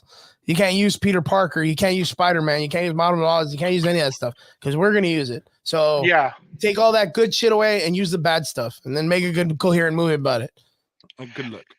man, Like, they could have done good shit with Morbius and fucking. Honestly, I actually was kind of excited. Okay, cool. There's gonna be sort of Madam Web, but then like it's not the old Madam Web. It's a new one. Okay, it's a new. The villain is his character. His backstory wasn't. He wasn't a Spider-Man. He was a scientist who was in love with Spider or was infatuated with Spider-Man and wanted to have his powers. This and that. So it didn't make sense. It really didn't. But I was like, all right, as long as it's a good story, is good. I would watch. I've heard so I'm still gonna watch it, but I'm watching it at Wesmer. I told you, David, I'm gonna spend $10 at most for me and my kids. I'm not gonna go overdo it. Wesmer. Hey, Wesmer for the I'm a W, bro. Firefox. I'm a fire stick that bitch, dude. Ain't I gonna mean, do nothing I out of need me, to go Disney. better quality than that. I mean, I Yeah. don't want to wait a whole year and a half and then hear all the Fucking the whole. Sony should have just released that bitch on Fire Stick, dude. Fuck, That's what they should have done. Should have been like, hey guys, we know it's gonna suck. Like, take it from us. But it's like, dude, like even worse. Sony had a fucking layup with Venom and Carnage. They had a fucking and they still fucked it up. They still fucked it up. That was a layup. That was like the character that everyone loves the fuck out of in that series. You could have done anything. You could have like anything. I better fight. And they ruined that shit. They minimize Scream, and then if Carnage doesn't have a fucking tongue. Well, Carnage is a fucking 80-year-old dude. It's fucking Woody Allen after Zombieland 28, dude. Like, yeah, fucking theatric, fucking give him a walker and no, man, just fucking just it. They, you know who I thought they could have chosen? The guy from Dexter.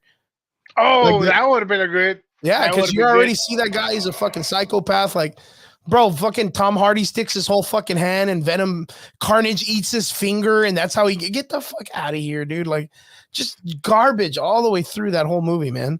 Oh, it hurt. I mean, my kids enjoyed it because obviously they're gonna enjoy it because it's who they are. It's just colors on the screen. Like they like. I mean, how old are your kids, dude? They're 5 and 8. Coco Melon, bro. Like they they like Coco Melon. You know what I mean? I mean that's them right there. Like they like stuff. So I was like, all right, they enjoyed it. I'm not gonna correct them. I'm not like, well, that should be babies, man. They're babies. Like us adults that are coherent, because coherently adults wrote that story. You know what I mean? And it needs to be critiqued by other adults. It's like Madam Web, like Madam Web. Like some people liked it, other people thought it was a fucking. I mean, I still haven't met somebody that liked it. So Rob, our boy Biggie in the comments section has been telling people he liked it, and he likes it because the movie was nice, but the story was bad. Which I'm like, that's like buying a book and saying that the words suck, but the fucking book itself looks cool. Like I'm like, that doesn't make sense, dude. The art was good though. The art was good. The pictures. I mean, a lot of people write comments because of the art nowadays. They don't care about the story. It's like, oh, this is an artist I like, but it's still, it's a whole movie. You can't really compare. I mean, was the music is badass too? Was the soundtrack good? I heard the soundtrack was pretty good because it pulls a lot from like the 90s era. Oh, it is. Which I just think that the nostalgic thing is like, it's a fucking travesty nowadays, dude. They're overusing and overabusing. Everything is a nostalgic thing. Everything. Right, what's the next question? Okay, so from Madame Web, we went to Madame Web. Oh, Madame Web, right? Madame Web was the other one, but you already kind of touched base on that one. Okay, the animated series for Marvel Zombies is apparently going to be ultra rated R because apparently the director came out and said it's going to be super bloody. What's your take on that? If it's anything like the episode on What If, I'm all for it. Okay. You know what I mean? As long as it stays in the same, like, okay, it wasn't overdone. I mean, Scarlet Witch was fucking badass, Mhm. right? And then this What If season 2, which came out again, I'm like, I remember her, right? And as long as they don't add any agenda, any political stance, anything, and just go an action zombie stupid movie. Because honestly, we're me as a guy, give me something that with a lot of great art, give me some great fight scenes, Yeah. couple of fuck you, fuck this, a couple of here and It's there. simple I'm stuff. good. Simple. Keep me simple. Keep me simple, stupid, right? But they want to do and have a backstory, a love story to like what for? It's zombies, bro. Zombies are Like, non-binary, dude. All of them, bro. Jesus Christ. I mean, at this point, All they're dead, so yeah, pretty much. they're not even But human anymore. so you're cool with like Marvel and Disney kind of taking that next step into being like rated R and a little bit more like heavier. I mean, just like what Deadpool said, they're into pegging. Fuck it. Oh yeah, all right, that's a good point. And the last one, which is what we're caught up with right now, which is what we can all kind of discuss, is we recently got the release for the Fantastic Four. We got on Valentine's Day, we got a cast reveal, and we got a post-it from Marvel, being the Happy Valentine's Day from the first family of the Marvel universe. How do you guys feel about the casting for all the characters? And what do you get from that release that they gave us? I'll go ahead and put it up on the thing. You guys go ahead and start chatting about it. So, and it's funny that you brought it up because I posted that, right, and there's people in the comment section about Fantastic Four. It's the first family. Mhm. And this is their point, and I was like kind of like wondering if it's true or not. I'm just thinking, trying to like dispute it. They said that the first family of Marvel is boring as fuck because there is the same two storylines. Either they're Mhm. fighting Galactus or they're fighting Doom. And I'm like, they do fight some other characters, but not as much. But the main character they do fight is Galactus and Doom. Sure. And they did mention that they were going to try to bring in Thanos back so they can introduce Doom, or they're going to have either Galactus as the bad guy. So it will be interesting how they go with this. Fantastic Four is the first family of Marvel, and to me, they're very iconic. I really hope they start off with Doom first, and then go to Galactus. Galactus is a very hard character to just jump out, because there's not many big bads in the Marvel world, so you can't just jump into Galactus right now. Let's ease up. Before you put it in, you put some grease in there, right? You spit on it or something. You You can't lube it just up. exactly. You lube it up a little bit, and then because you don't want to you want to show all your tricks in the first shot.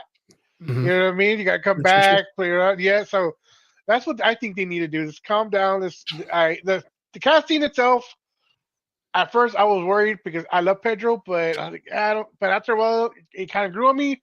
All right, he did a great job in Last of Us as a white character. I can see this going pretty good. Okay. I don't think it's gonna be worse than the last one.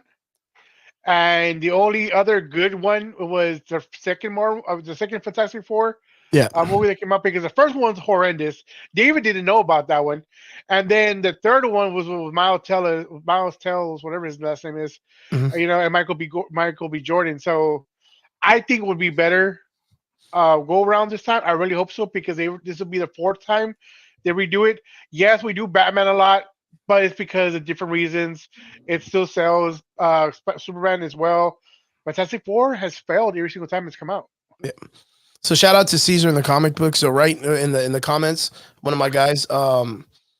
This is the picture that they released during Valentine's Day that Marvel released, which shows all the characters that are going to be being used as for right now the casting for the Fantastic Four. But a lot of people, just like Caesar put in the comment section, are talking about the magazine that the Thing is reading. So that magazine is a Times magazine with Nixon on the cover, or one of the presidents at that time.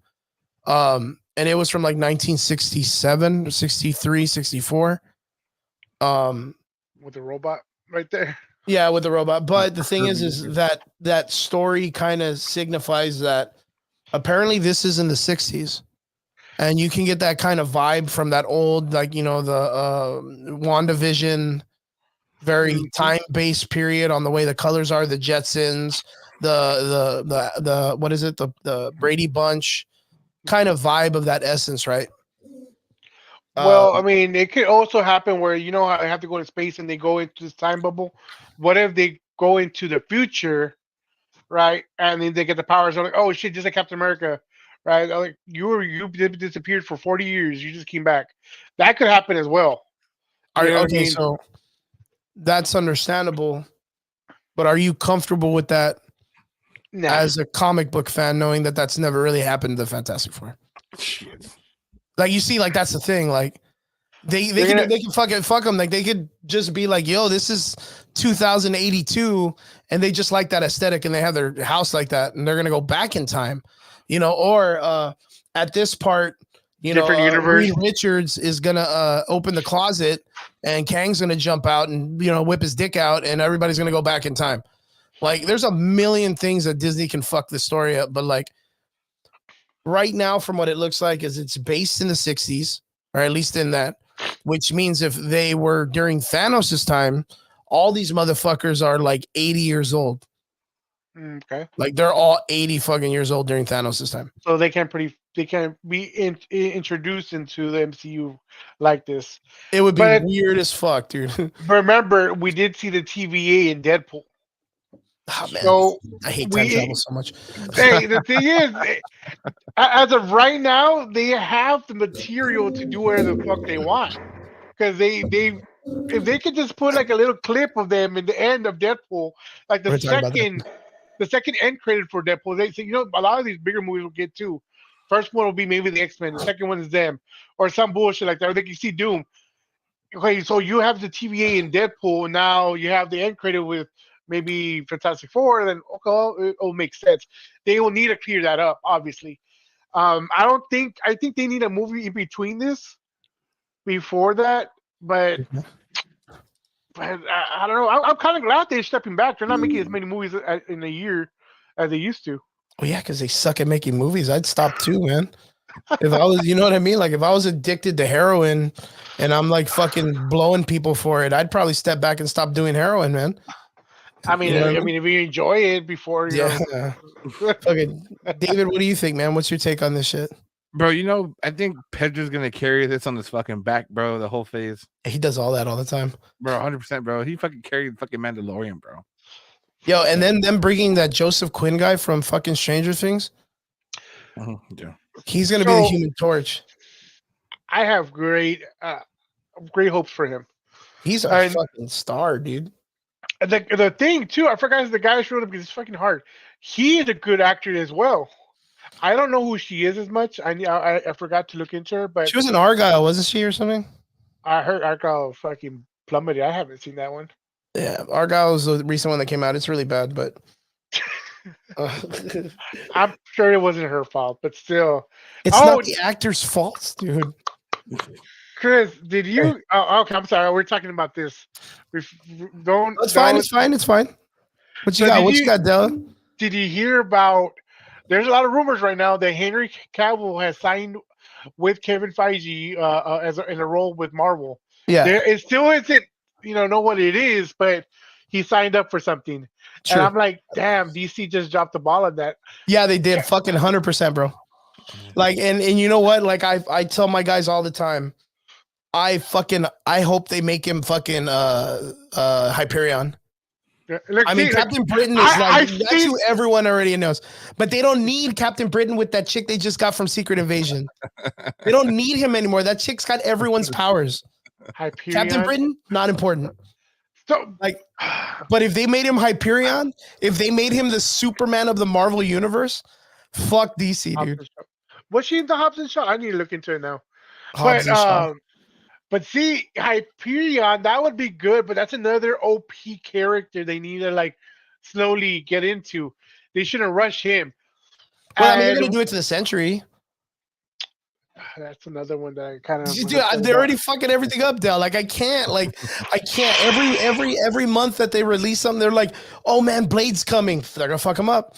Fantastic Four, dude, is coming right before Secret Wars. Never been introduced. Only that the fucking factor that they're the first family of Marvel, and it's like they're gonna fuck it up. Literally, the first fucking family of Marvel right now is Tony Stark and his daughter and his and the wife Pepper. And they already rewrote the whole movie of Blade. So Bro, like I'm telling you, man, they're just gonna fuck it all up. And then people are over here being like, man, I can't wait for the Midnight Suns. Bro, they cannot get the Fantastic Four right. They can't get that right. They can't get the normal shit right. Why do you want them to get into the complex shit? Like, you know what I mean? Like something else. Caesar, I still haven't seen the last 2 episodes of Secret Invasion of how crappy it was for me. Bro, you're so lucky. You're so lucky you never watched it. I watched it. I haven't seen the last 2 episodes. You're so lucky. Don't watch it, dude. Don't watch it. I'll tell you what happens, bro. Nah, don't fuck it up. That's what they do. They just fuck it up. They fuck it up. That's what they do. I was like the first 2 episodes. Like, okay, it's gonna be a slow burn. Okay, I can see where it's going. And then I'm like, nah. Okay, there's some quiet one. Bro, you slow burn is an understatement. Have you ever seen that video of that monk that caught himself on fire for a protest? That's Secret Invasion. That's how slow this burn is. It's like it's Silent Hill burns like slow, like 30. It's Chernobyl slow, like literally like 10,000 years. Like people have to stay away from. But in the beginning, once they found out that War Machine was a scroll, whatever, a Kree, right? Am I saying it was a scroll? Anyways, yeah, I'm getting them confused right now. It's good. But once everybody did. But once they found out that he wasn't the real War Machine, everybody was like, "Oh, making these." They were excited about it because now they were like backtracking. When did he change? When did he replace him? And then, so it was exciting for like once they found out. After that, it kind of like the information. Wait. How exciting was it knowing that Rhodey cried for Tony when he dies at the end of Infinity War? Knowing that wasn't even Rhodey. Like, you know what I mean? Like that was a hard stick. Like that guy deserves an award for acting. Great acting, right? Not War Machine or whatever. I'm talking the Skrull character. Like once they find out that he's a Skrull, like they should have given that bitch an award. Because they're like, damn, dude, you like cried for everybody. Like, you know, you talked about fucking killing Thanos. Like, you know, like, yeah, he was that was like a character all on its own. I feel like we need to know that character more. Do you remember if he was part of the snap? Was he one of them? He wasn't the one that. Yes, he was. Yes, he was. So what were they both? Oh wait, no, he wasn't. He wasn't. Nah, because and then not only that was then the person that was emotionally involved with Captain Marvel at that time because they were a thing. Oh, that's right. Yeah, so that was a Skrull, and she couldn't even tell. Good on them. Good on that actor or Skrull actress or whatever it was. Good on them non-binary characters, really getting it in there. And it's funny it's non-binary, but how long do they know how long it is? How much girth it is? Like how do they know? Man. There's a lot of that's great acting right there. I don't know, man, but yeah, you're way lucky to not have to watch the last 2 episodes of Secret Invasion. But just to let you know, the chick from what is it, Game of Thrones? Yes, she now is the strongest fucking OP character throughout all the Marvel universe. Fucking straight up. No one else can beat her. Captain Carter 2.0. Captain everything, dude. Because you don't need Captain America. She has Thanos' arms. She has Drax's thing. She has fucking she has literally everyone's superpower. She turned into Groot, which I don't understand because Groot like is a tree. I don't know how you get DNA from a tree, but sure. Yeah. And then she not only has, fuck it. She has the cosmic energy of Captain Marvel, which isn't DNA. You know what I mean? Like, but fuck it, right? Why not? So, yeah, she has Captain Marvel's power. So why do you need Captain Marvel if she's already punching solar systems back to life and all this other shit in her movies? And she still had problems trying to get a Sorcerer Strange, you know, Sorcerer Supreme. You know, she has that too. She does like a thing, like right. She does like Doctor Strange's powers, which is like, how is that a power if that's learned? Yeah, I don't know. It's a weird show, man. It's a weird fucking show, but yeah, I think going back to what we were talking about, Henry Cavill signing a contract. A lot of people are saying Doom, and I hope not. Bro, I really hope it's not Doom. That's not his character. I think that's a waste. I really think that through and through, the major setup that they need to have for Secret Wars is the Thor Hyperion setup at the end. I don't know if you remember that in Time Runs Out, where it's Thor and Hyperion that fight the Beyonders. But there's a really crazy scene that shows that one, the god of thunder, Thor, the greatest god in the Marvel universe, and Hyperion, known to be like another god amongst men, are the characters that fight for humanity in the end. And then they fail because that's when, they get beaten by the Beyonders or whatever. And that's like everything falls apart. And then, Doctor Doom and Doctor Strange and Owen Reese come in and kind of like do the whole fuck over of the Beyonders at that moment and rewrite history and the Secret Wars and Battle World and all that stuff. That's too much of a big character for them to put in right now, too. It's Fantastic Four. The Fantastic Four. Beyonders is bigger than Galactus. Yes. So what's the strongest person they've put in so far? The Celestials, maybe? Yeah, but that's the thing. We've already seen big people in space now. Like, that's not even. Then they kidnap 4 fucking people out of like the park at the end of the movie. and then Adam Warlock was supposed to be another strong character, which they nerfed him too. Oh, they like made him that's really funny though. They made him stupid. Right? Like at first in the trailer, it looked fucking badass, and then he's just an ordinary kid with strong powers, but he's still a baby form. Like. Yeah, and they never really like give you a fundamental idea of what his power structure is. He just happens to be able to throw Gamora like nothing, throw Drax like nothing, fly, lasers, like fly super fast but can't save his mother. Like get his fucking ass reamed by the high revolutionary or whatever. High revolutionary. Yeah, but like they never really explain he doesn't what really a waste of a character, pretty much. Yeah, they wasted really him weird. Through and through. Yeah, it's super obscure on what his power set is. But like, I think they can give us Galactus, and the reason why is because Galactus is like a synonymous name in the Marvel universe. Like people know who Galactus is. Like David, you're not like really huge comic book buff nerd, but you know who Galactus is. Of course, bro. See, like he's in video games, he's in fucking comic books, like he's all over the place. So if you can give me a Celestial and make that casually make sense in the Eternals, you can give me a dude in space that drives around in a Harley and eats planets, I wouldn't even fucking flinch, dude. Bro, and then you're talking about them messing up Silver Surfer, or not messing it up, they're putting a Frankie Ray instead of the original, well, not the original, like the well-known Silver Surfer. You know what I mean? So they're talking about you're talking about what's his name, right? Savant or what's his name? I forgot his fucking name. The first one is the one before all or some shit. But the one I'm talking about was there's a lot of them. There's like 8 or 9 for Heralds of Galactus. Have been Heralds of Galactus and stuff. Yeah. You're talking about the female one, and then there's like the guy with the weird beard, straight beard. Oh, that one was cool though. Norrad, there we go. Thank you. So he was the one that's synonymous with everybody. He's the one that is well known. Yeah, they're gonna put Frankie Ray instead, supposedly. So yeah, the chick, right? Yeah, for no fucking reason. Like, why skip him, bro? Like why are you gonna skip the one where he? Well, I think it's one of those things like how, like with the Silver Surfer, like that's pretty much it. Like he's just silver and he has a board. I think it's one of those things like they'll bring in the chick and then she'll pass the mantle to Norrad. Well, he came before her. I know. So they can't do that. And then they're really gonna fuck up everything. They already fucked up everything. Like, I mean, they just keep on like someone comes in and fucks something up, and then the next guy comes in. He's like, "Hold my pipe, dude.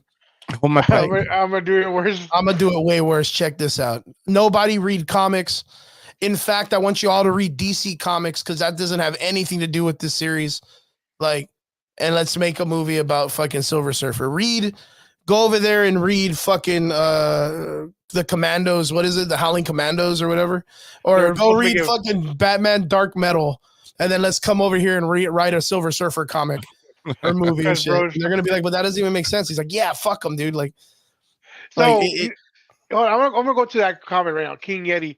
Bro, because, strong women. There is strong women in the fucking universe. And once they put the Marvels, everybody hates it. No, I don't. I give it a 7. You Damn, you are have really kind, bro. You're doing charity work, man. it was God just damn. I hate the story behind it. What's up, Papa? Hold on. So we saw it, right? And Captain Marvel, Photon, and Miss Marvel are there. Yep. Oh, these are strong characters, right? You had Captain Marvel going one on one with Thanos. If Thanos doesn't have the fucking power stone, he would have been demolished by her. You get Sure. those three characters, and you're fighting a regular fucking villain, and she can go toe to toe with all three of y'all. Yeah, she's tanking everybody. Like, how do you nerf them? If you look, you want to keep strong women, cool, keep them strong. Why you gotta nerf them? What's like that didn't make sense to me. You're trying to promote them, but you're just fucking them over. So I was really disappointed with that bullshit. Yeah, I think you're very generous. I think Marvel needs to send you some red carpet tickets for the next film, because that's extremely nice of you to say that the Marvels was a 7. I mean, they're lucky to get rated, man. I mean, Madam Web. I mean, fucking. At least it's better than Madam Web, dude. Honestly, what I was hearing is worse than the Eternals. So it was like in the top of all the movies that keep come out. It's like the last. Can you Like imagine, dude? Can you imagine that Captain Marvel, like a character that they've had so much struggle with making a coherent story in the comic books, and then be like, yo, this is going to be the greatest comic book character to bring to film, gets tanked by the Eternals, dude. So you thought Like the weirdest like group of people in comic book history, minus the Inhumans. Like it tanks Captain Marvel. It doesn't even take much, bro, because when she was like back in the day, Captain Marvel with the black costume with the yellow S, and she was like more about like her reputation. Like it at least gives him interesting thought on the turmoil of the character dealing with her own like in a like unconfidence and self-worth, right? But like straight, dude, like it was beaten by the Eternals, and the Eternals was weird. Like the Eternals was literally the Eternals, like straight up at the end of the movie, people are in a park and 5 people get sucked into space by giant creatures in space, and no one blinked an eye. They just watched them get sucked into space like aliens, and they're just like, oh fuck, I think I need to go buy bread. Let me go real quick. Like they didn't give a shit. I would be so scared of this world, man. I would be just. You know what movie I was surprised that I enjoyed it. I give this one an 8. People are gonna kill me. It's gonna be Shang-Chi. Shang-Chi was all right. Yeah, it was good. A lot of people get hating on it. I'm like, why are you hating this movie? If anybody says it's bad and they hate it, tell them to go back and watch it right now and watch them enjoy the fuck out of it when it was good. When Marvel was okay. And it was decent. Like now it's like everything below. Just subpar, dude. And then you had She-Hulk, which I loved the character before. And then I saw the show and I'm like, no, it wasn't for me. They showed Abomination for like 5 seconds. Yep. Right. And like that's a cool character right there. You had a lot of opportunity in that show, but you focused it on other things that weren't important. People get mad like they're not just trying to show love to the guys or the people. But if the guys are 80% of what's keeping you in business, why not just push it towards them? I had an argument before about this. Comics are it's for everybody, right? Both mostly push for kids, little boys. Mm-hmm. Barbies was pushed for girls. Mm-hmm. So that's how it started, and we just wanted to keep it simple. Like nobody, and then they get mad like, oh, nobody wants to have the same old. I do. Like we want to have the superhero struggle in the beginning, mm-hmm. and then overcome, and then the good prevails. Simple. That's all you had to do. You don't have to make it complex. You know what I mean? It's just super fucked up at the moment. It's super weird because, like you said, like it's for anybody. Like Barbie toys, technically a plastic mono with arms and legs. It's for any human being that wants to grab a plastic toy and play with it. But it's themed specifically for little children, like girls. It's for everybody. I get that concept. But like, again, just like me and David and I were talking about that earlier. And I said, does it really feel like Marvel and Disney at the moment have that opportunity to be like, yo, we can pick and choose our audience can be right now? Yeah, we have that luxury that we can choose that because we're making millions now. They don't have that luxury. They can't be breaking apart the audience. Bro, if they had that luxury, they would make money regardless what movie, any female movie they make. Because Barbie fucking broke records, right? Yep. That more because females followed that because they wanted to see that. And it was made for them. It was made for them. Yep. And I watched it. I enjoyed it. I gave it a 6.5. These movies are not made for them. They're not supposed to be for them. Yes, you want to be inclusive, cool. But there's ways to do it. You know what I mean? A joke here and there, a female character, don't force it upon us. There's a lot of female characters out there. Black Widow was a badass. Yeah, she's very cool. Nobody said Black Widow. Oh no, if she had her own movie, her own. After a while, we were okay with it. But Taskmaster wasn't it. That should have been it. Yeah, they fucked that character up, and that's because, like, again, they just grabbed out an asset and they did whatever they want with it. But look at how they fucking treated Scarlett Johansson. Oh yeah. You know what I mean? Like all that woman inclusivity shit and making women strong and all that shit. Look at the moment that they tried to fuck her over. That company easily wanted to throw her under the fucking rug. Yeah. So all that fucking women power and exclusivity and women this shit. The moment money's involved and they start fucking with it, they don't give a fuck what you are, dude. You're just a target. They fucking tried to bury Scarlett Johansson, so they ain't bringing her back either. I heard they had signed a contract with her for future. Good luck. They're gonna have to pay her a fuckload with the embarrassment they caused in her life. They really fucked it up. I think it has, Chrissy. Like the more you know comics. If I didn't know shit about comics, I'd probably be like, oh, that's a cool action thing. Like, who is this character? Oh, who's that character? But I know that outfit shouldn't be like that. I know this character should be there. That backstory for this character is not correct. There was, you know what I mean? It does ruin it. But what about you, Dave? What do you think of that? You know, I'm not a huge comic reader, just very minimal. But it does affect it sometimes because it's like the same thing, bro. It's like Harry Potter in the books, right? You read the fucking books, it goes into the movies. Like, that's some bullshit. It doesn't really fuck it up too much, but there's enough there where you're kind of like, okay, so how much of this are you really gonna fucking keep? Like, like, are you just taking the fucking name for money, or are you gonna actually worship what it was? Yeah, and give it respect and stuff. Yeah, exactly.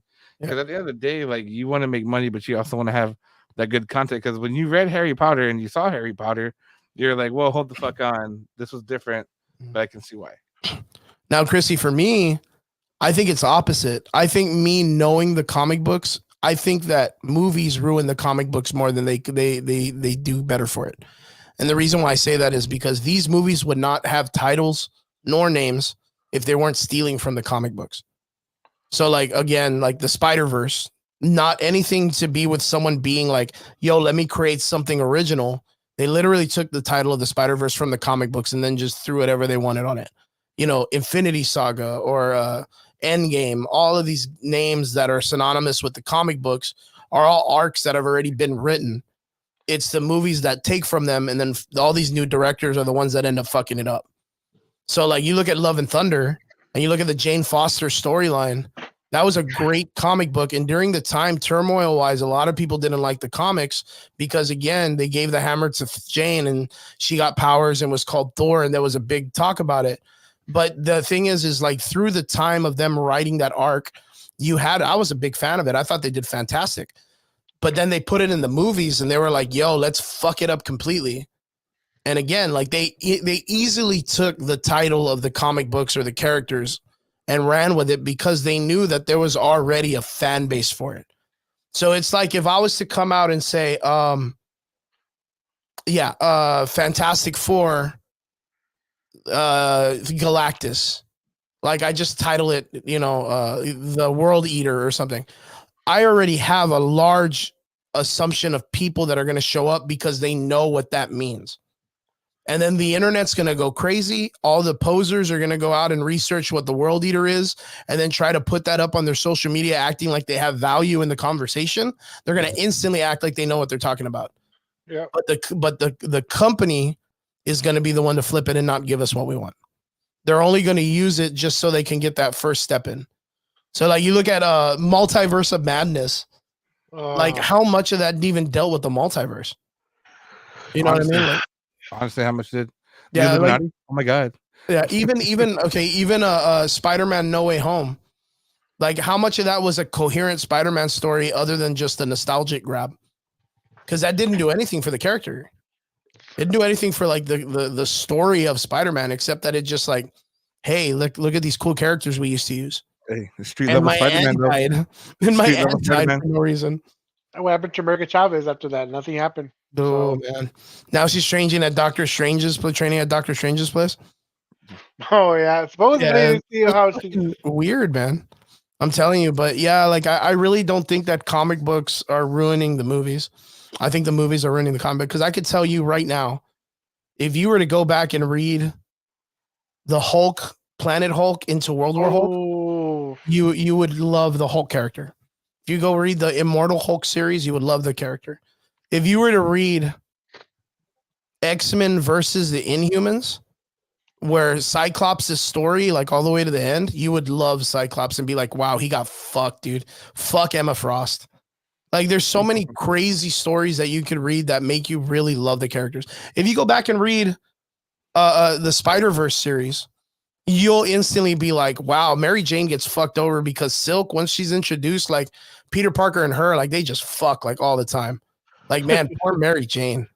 You know what I mean? Like, and then you go back, you read like Gwen Stacy, like you just have more respect for each of the characters. You know, Captain America, during the what is it, the Steve Rogers series where he's like old and then comes back to new, the Captain Hydra story. Like you have like all of this respect for all these characters. You go back, you read Loki, you go back to the Brotherhood story of him and Thor, where it's like them in the old school times. Like you just have like a whole understanding. You hate Loki. You're like, man, this guy's a piece of shit. Like, fuck this guy. Yeah, you go back, you read fucking Gore the God Butcher, and you're like, damn, this is a scary fucking villain. Like way more than what the fucking movie did for him. yeah, exactly. Yeah. Like he was a great actor, but they should have like added some shit on him. He wasn't that scary. He was just like a regular dude with makeup.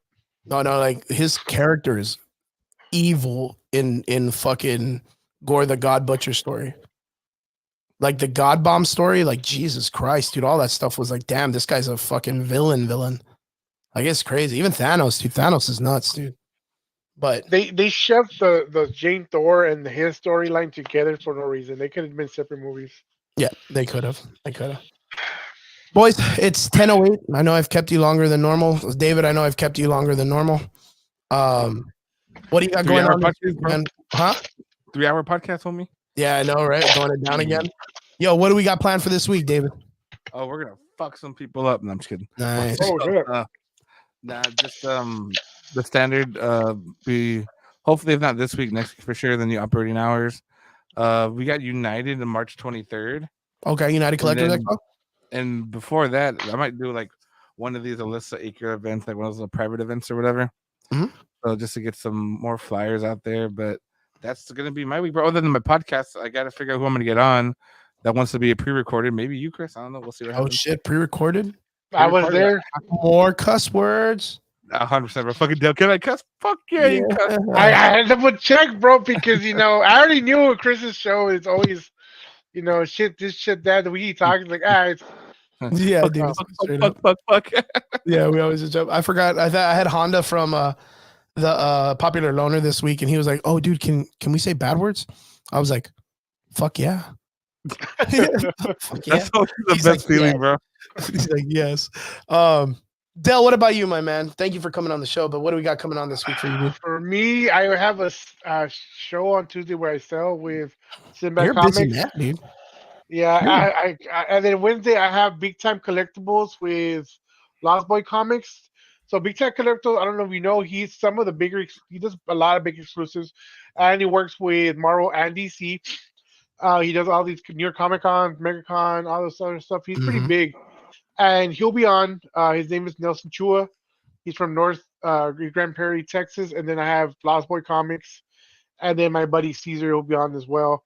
He's recovering from his heart attack, so he's doing better. And what else? Oh yeah, I gotta promote Sworn Festival. If y'all know who Lady Death is, Lady Death from the comic books, yeah.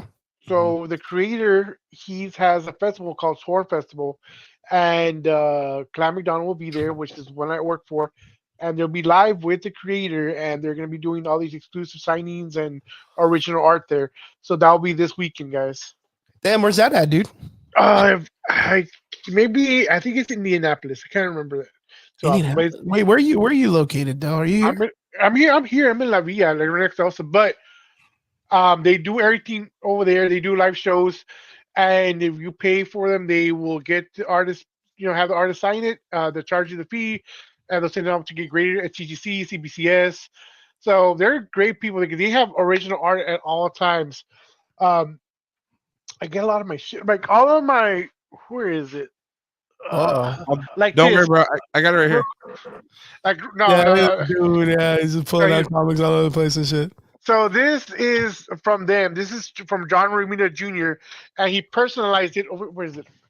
I'm gonna ask you to do that fucking pose, bro, because that's bullshit. Those feet, dude. Look at that. It's High Trey and High Toby. They're my boys. And signed by John Romita Jr. right there. I'm gonna tell him to do that fucking jump, dude. I'm gonna tell him to do that shit over like a little horse or over a pole. I'm gonna be like, do that with your feet, bitch. Let's see if you land that shit. Hey, you got one of my exclusives right there, David, don't you? They're covered with white on it with a Green Reaper. That's my exclusive.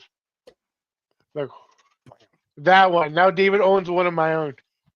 Oh, that looks gorgeous, dude. Right. And I have some New York Comic Con exclusives here. That looks like the shit that you see on like those big lifted trucks and shit with the American flag on it. Oh yeah, I can see that. Way, like with the fucking Grim Reaper and the flag and the fucking stars and stripes in there for some reason, just out of nowhere. I kind of miss doing my own exclusives, my own comics in the back. Did you do that shit or what? No, I don't know. I had an artist. Oh, I was like, fuck, bro. Like, what are you doing, man? Stop podcasting. Oh, shit. If I could, I have a lot of friends that are artists, so they will draw and all this stuff. Like this one, like you'll have my. Let me put my shit out real quick. I'm telling you, dude. I know, dude. Dale's always pulling out some random shit, dude, in his stories and shit. Right here, Culinary Comics in the back of this New York Comic Con. Damn. So, like, my logo's right there behind me. So I had. Like I was part of so many groups and all that stuff, but I calmed down, bro. It's really expensive to do all this shit. So I was like, I'll get back to it later. I have all my connections still, but I'll get into it once again. Well, good shit, man. So Del, let me know real quick. I know before we let you go and stuff like that, before we let both you guys go, you run a coffee shop, dude. Yeah, I'm one of the managers for Scooters. Obviously. Yo, what it do? Let me know what's up. What's going on with that shit? How's it been going? Bro? There's one in Amberg, one in Mission, one in Harlingen, and one in Elsa. Mm-hmm. And I want to see we are better than Starbucks for sure. There's another company too, but you guys make some big ass cups of coffee for like way cheaper than Starbucks, man. Oh, compared to Starbucks, yeah. I know we're like right there with Dutch Bros. Yeah. So I think they're our bigger competition, not Starbucks. Starbucks is just the name, but when it comes to flavor wise, us and Dutch Bros are going back and forth. Yeah, Starbucks, you just a name, bitch. Dollar General and shit. Fuck yeah. But it's fun, bro. I mean, I got to learn a lot of more shit, more coffee. I smell like coffee right now. Like my wife loves it. It's like my own cologne now. I was gonna say people buy the body washes of that shit, so you're good. Shit. I don't smell it when I'm at work, but once I get home, my wife makes me some carne or something, and then I smell myself. I'm like, damn, I smell nasty, bro. I smell like old coffee. Yeah, I do. I'm smelling myself. After this, I'm gonna take out my shirt. I'm gonna wave it all off. Like, yeah, that's the OnlyFans hour, dude. Hey, I gotta make money. Sorry to cut you off, but Madam Wimp is the best movie. Robert, get the fuck out of here. Robert, bro. That's gonna get canceled. Rob's like, yo, I bought the book, but I didn't read the story. The words suck, but the book is great. The was nice. It's a great hardcover. Yeah. My favorite one so far is like I told David was someone told me, yo, like if this movie was made in 2003, like it would have been good. And I'm like, well, it's 2024, which means it sucks now. You know what I mean? Like it sucks right now at the moment. And back in the day, if it was made in the 60s, it would have been cool because of technology and shit. But like now it's blows. I honestly want to watch it so much, see how bad it is, because people are really like. That was like that was like the movie The Room, wasn't it? The one with like the high mark or whatever the fucking that one guy. That's like that. It was such a bad movie. People watched it just because it was shit. and they would throw like popcorn at the screen and people screaming. They would bring vegetables and like they'd fuck the whole theater up. I but mean, they I were would just throw fucking it up. vegetables, but not like regular popcorn food. Fuck, it's just a waste of money. Yeah, Robert also says before we go, he says, I can't wait for Dune 2. Apparently, a lot of the early reviews came out. They did a show in France or Europe, and people were saying it's a fucking masterpiece. Mhm. And I mean, I'm I like, like the is first that because one. of the fact that all these other studios are making shit movies, and we're just like, you know, we've You been can't like, compare something like that. Yeah, you're comparing it to garbage, so of course it's Let's gonna lower be the bar. yeah, all of this shit we've been eating is rotten, and then they finally give us normal May- food, and it's like, Maybe that's good. What if maybe us have those high expectations? If we lower them down, everything else will be aight. I yeah, mean, but then I'm that waiting just for an makes aight people. movie No, don't do that. because Don't there do hasn't it. been an aight movie at all. At least something where I I can know, but we okay. gotta hold these people more accountable. They gotta stand on business. Like You fucking gotta stand Robert on said. business. You gotta hold them accountable, and when they suck, you need to tell them, "Hey, man, you suck." And then they'll be like, "No, you're not the audience," and I'll be like, "Fuck you and your audience. You suck." You're honestly paying for your bills, bro. That's for sure. Yeah, I know, man. But yeah, it is what it is. Dave and Del. Well, so Dave, where can we find you on the internet, on the interwebs, bro? Where can we find you? Shit, on Back the page. interwebs. Yeah, where You can we go- find you on the interwebs? Onlyfans.com. Yeah, baby. What's it called? Adam Collections, guys. You can go to adam-collections.com. It'll take you to all the social medias. We do have Whatnots on Thursday. It's kind of my busiest day. And of course, the podcast on Friday. And I'll be open throughout the week. It looks like it's going to be Monday, Tuesday, closed to the public. And then open Wednesday through Sunday, pretty much 11 to 4, except the weekend is going to be like 10 to 7. Excellent. Del, where can we find you, my man? Hey, what's funny? I forgot to mention it. I used to work for Whatnot. For a while, yeah, I used to work for them. I used to run all the events too for comics. So it's just funny, like, I'm like, fuck Whatnot, bro. Yeah, no shit. You're not wrong.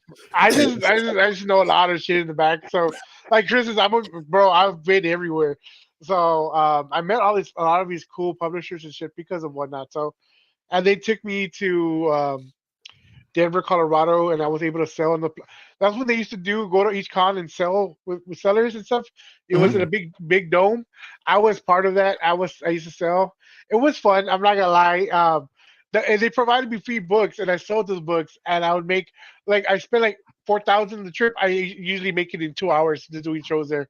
So it was fun, but there's a lot of sketchy shit, and but my friends are still there. Y'all are still there, so. I hope y'all are doing well, whatever. Reach me at Color Comics on TikTok. YouTube, I am the Comic Menu. It's the same on Facebook. And on Instagram is also the Comic Menu. Please drop a like and follow on the Comic Menu on Facebook. We're about 200 away from 28,000. So Damn. I'm trying to hit 30K before my 1 year anniversary. And that's on what, YouTube, or is that on Facebook? Damn. I'm actually getting monetized, bro. Like finally on Facebook. There you go, brother. There you go. Good shit, man. Well, good work, brother. Good work. So, Del, good to have you on the show. David, of course, always a pleasure having you. You guys are always welcome on the hot seat. Come in and talk shit about all the comic book shit we hate and love. Next one, I'm not really sure what's coming up in the sense of comic books or anything, but I'm guessing Deadpool 3? Or what's going to be the next film that's coming out? I don't know if you talked about fucking Aquaman because that one had come out, but I think you have. Fuck Aquaman, dude. That was a right movie, honestly. Yeah, that dude just talks to fucking fish, bro. Like, that's it. Invincible comes out in March. Yeah, Invincible comes out in March. Okay.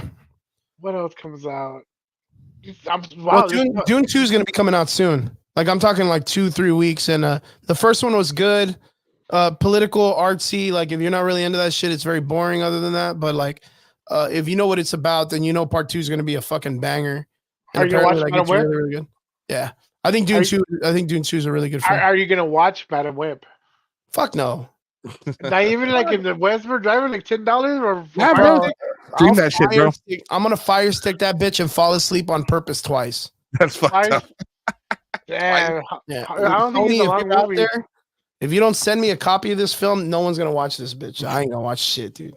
You can send me a fucking free popcorn bottle or whatever the fuck. I ain't gonna watch it. A popcorn bottle. Yeah, I'm gonna do my meth out of your fucking popcorn bucket, dude.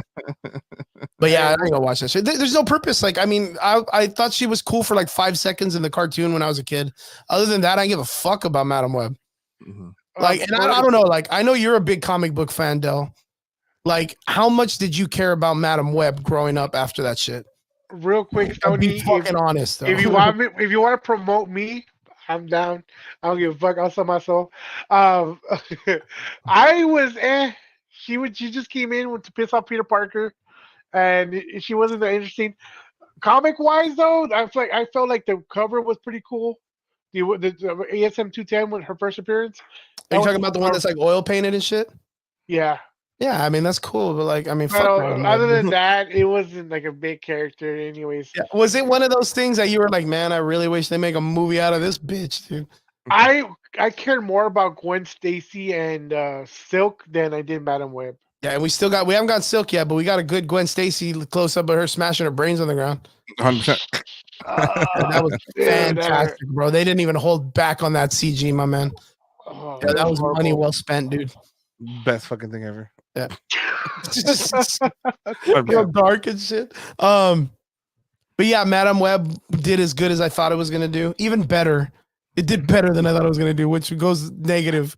Like the fucking, I think I said it earlier, Rotten score is like 13%. Critic score and like a 56% audience score. So I mean, this means people watch it, I guess.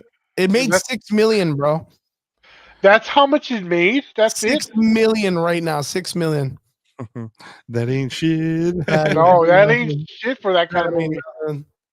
In 1973, it's supposed to be 1973. Nah, it doesn't even feel it. It has a 3.8 on IMDb.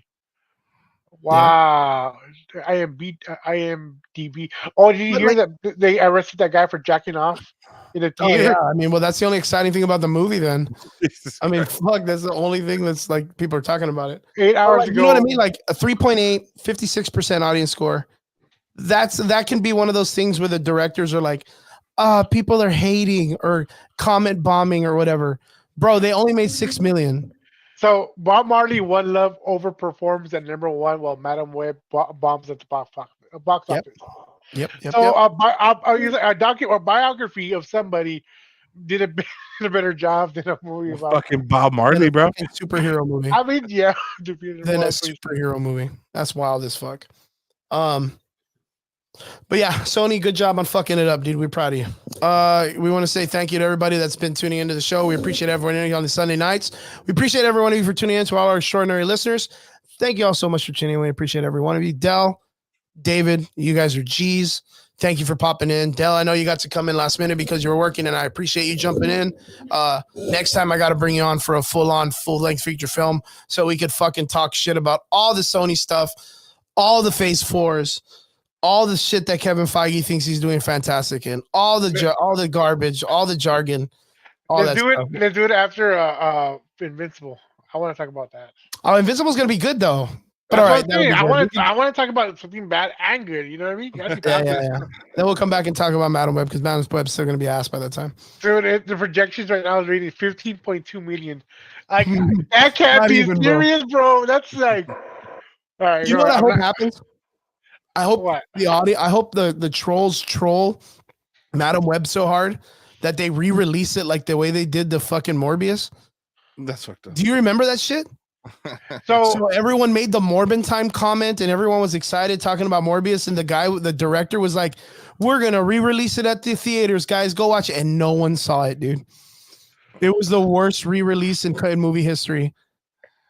So Morbius collected 167 million globally, but Madam Web in 61 overseas markets added 25.7 million. So right now they're at 39 million. It would be funny if by next week Madam Web, like, they were deficient money and now the studio needs to be paid by all these other countries that never saw it. You know what I mean? It'd be funny if they have to pay, like, I don't know, like the studio has to pay like New York $700,000 for releasing a shit film that no one watched. You know, like first time in history that a movie studio had to pay the theaters back for them releasing their shit film. That'd be so fantastic. Man, Sony, you breaking the rules, man. You scoundrel, you.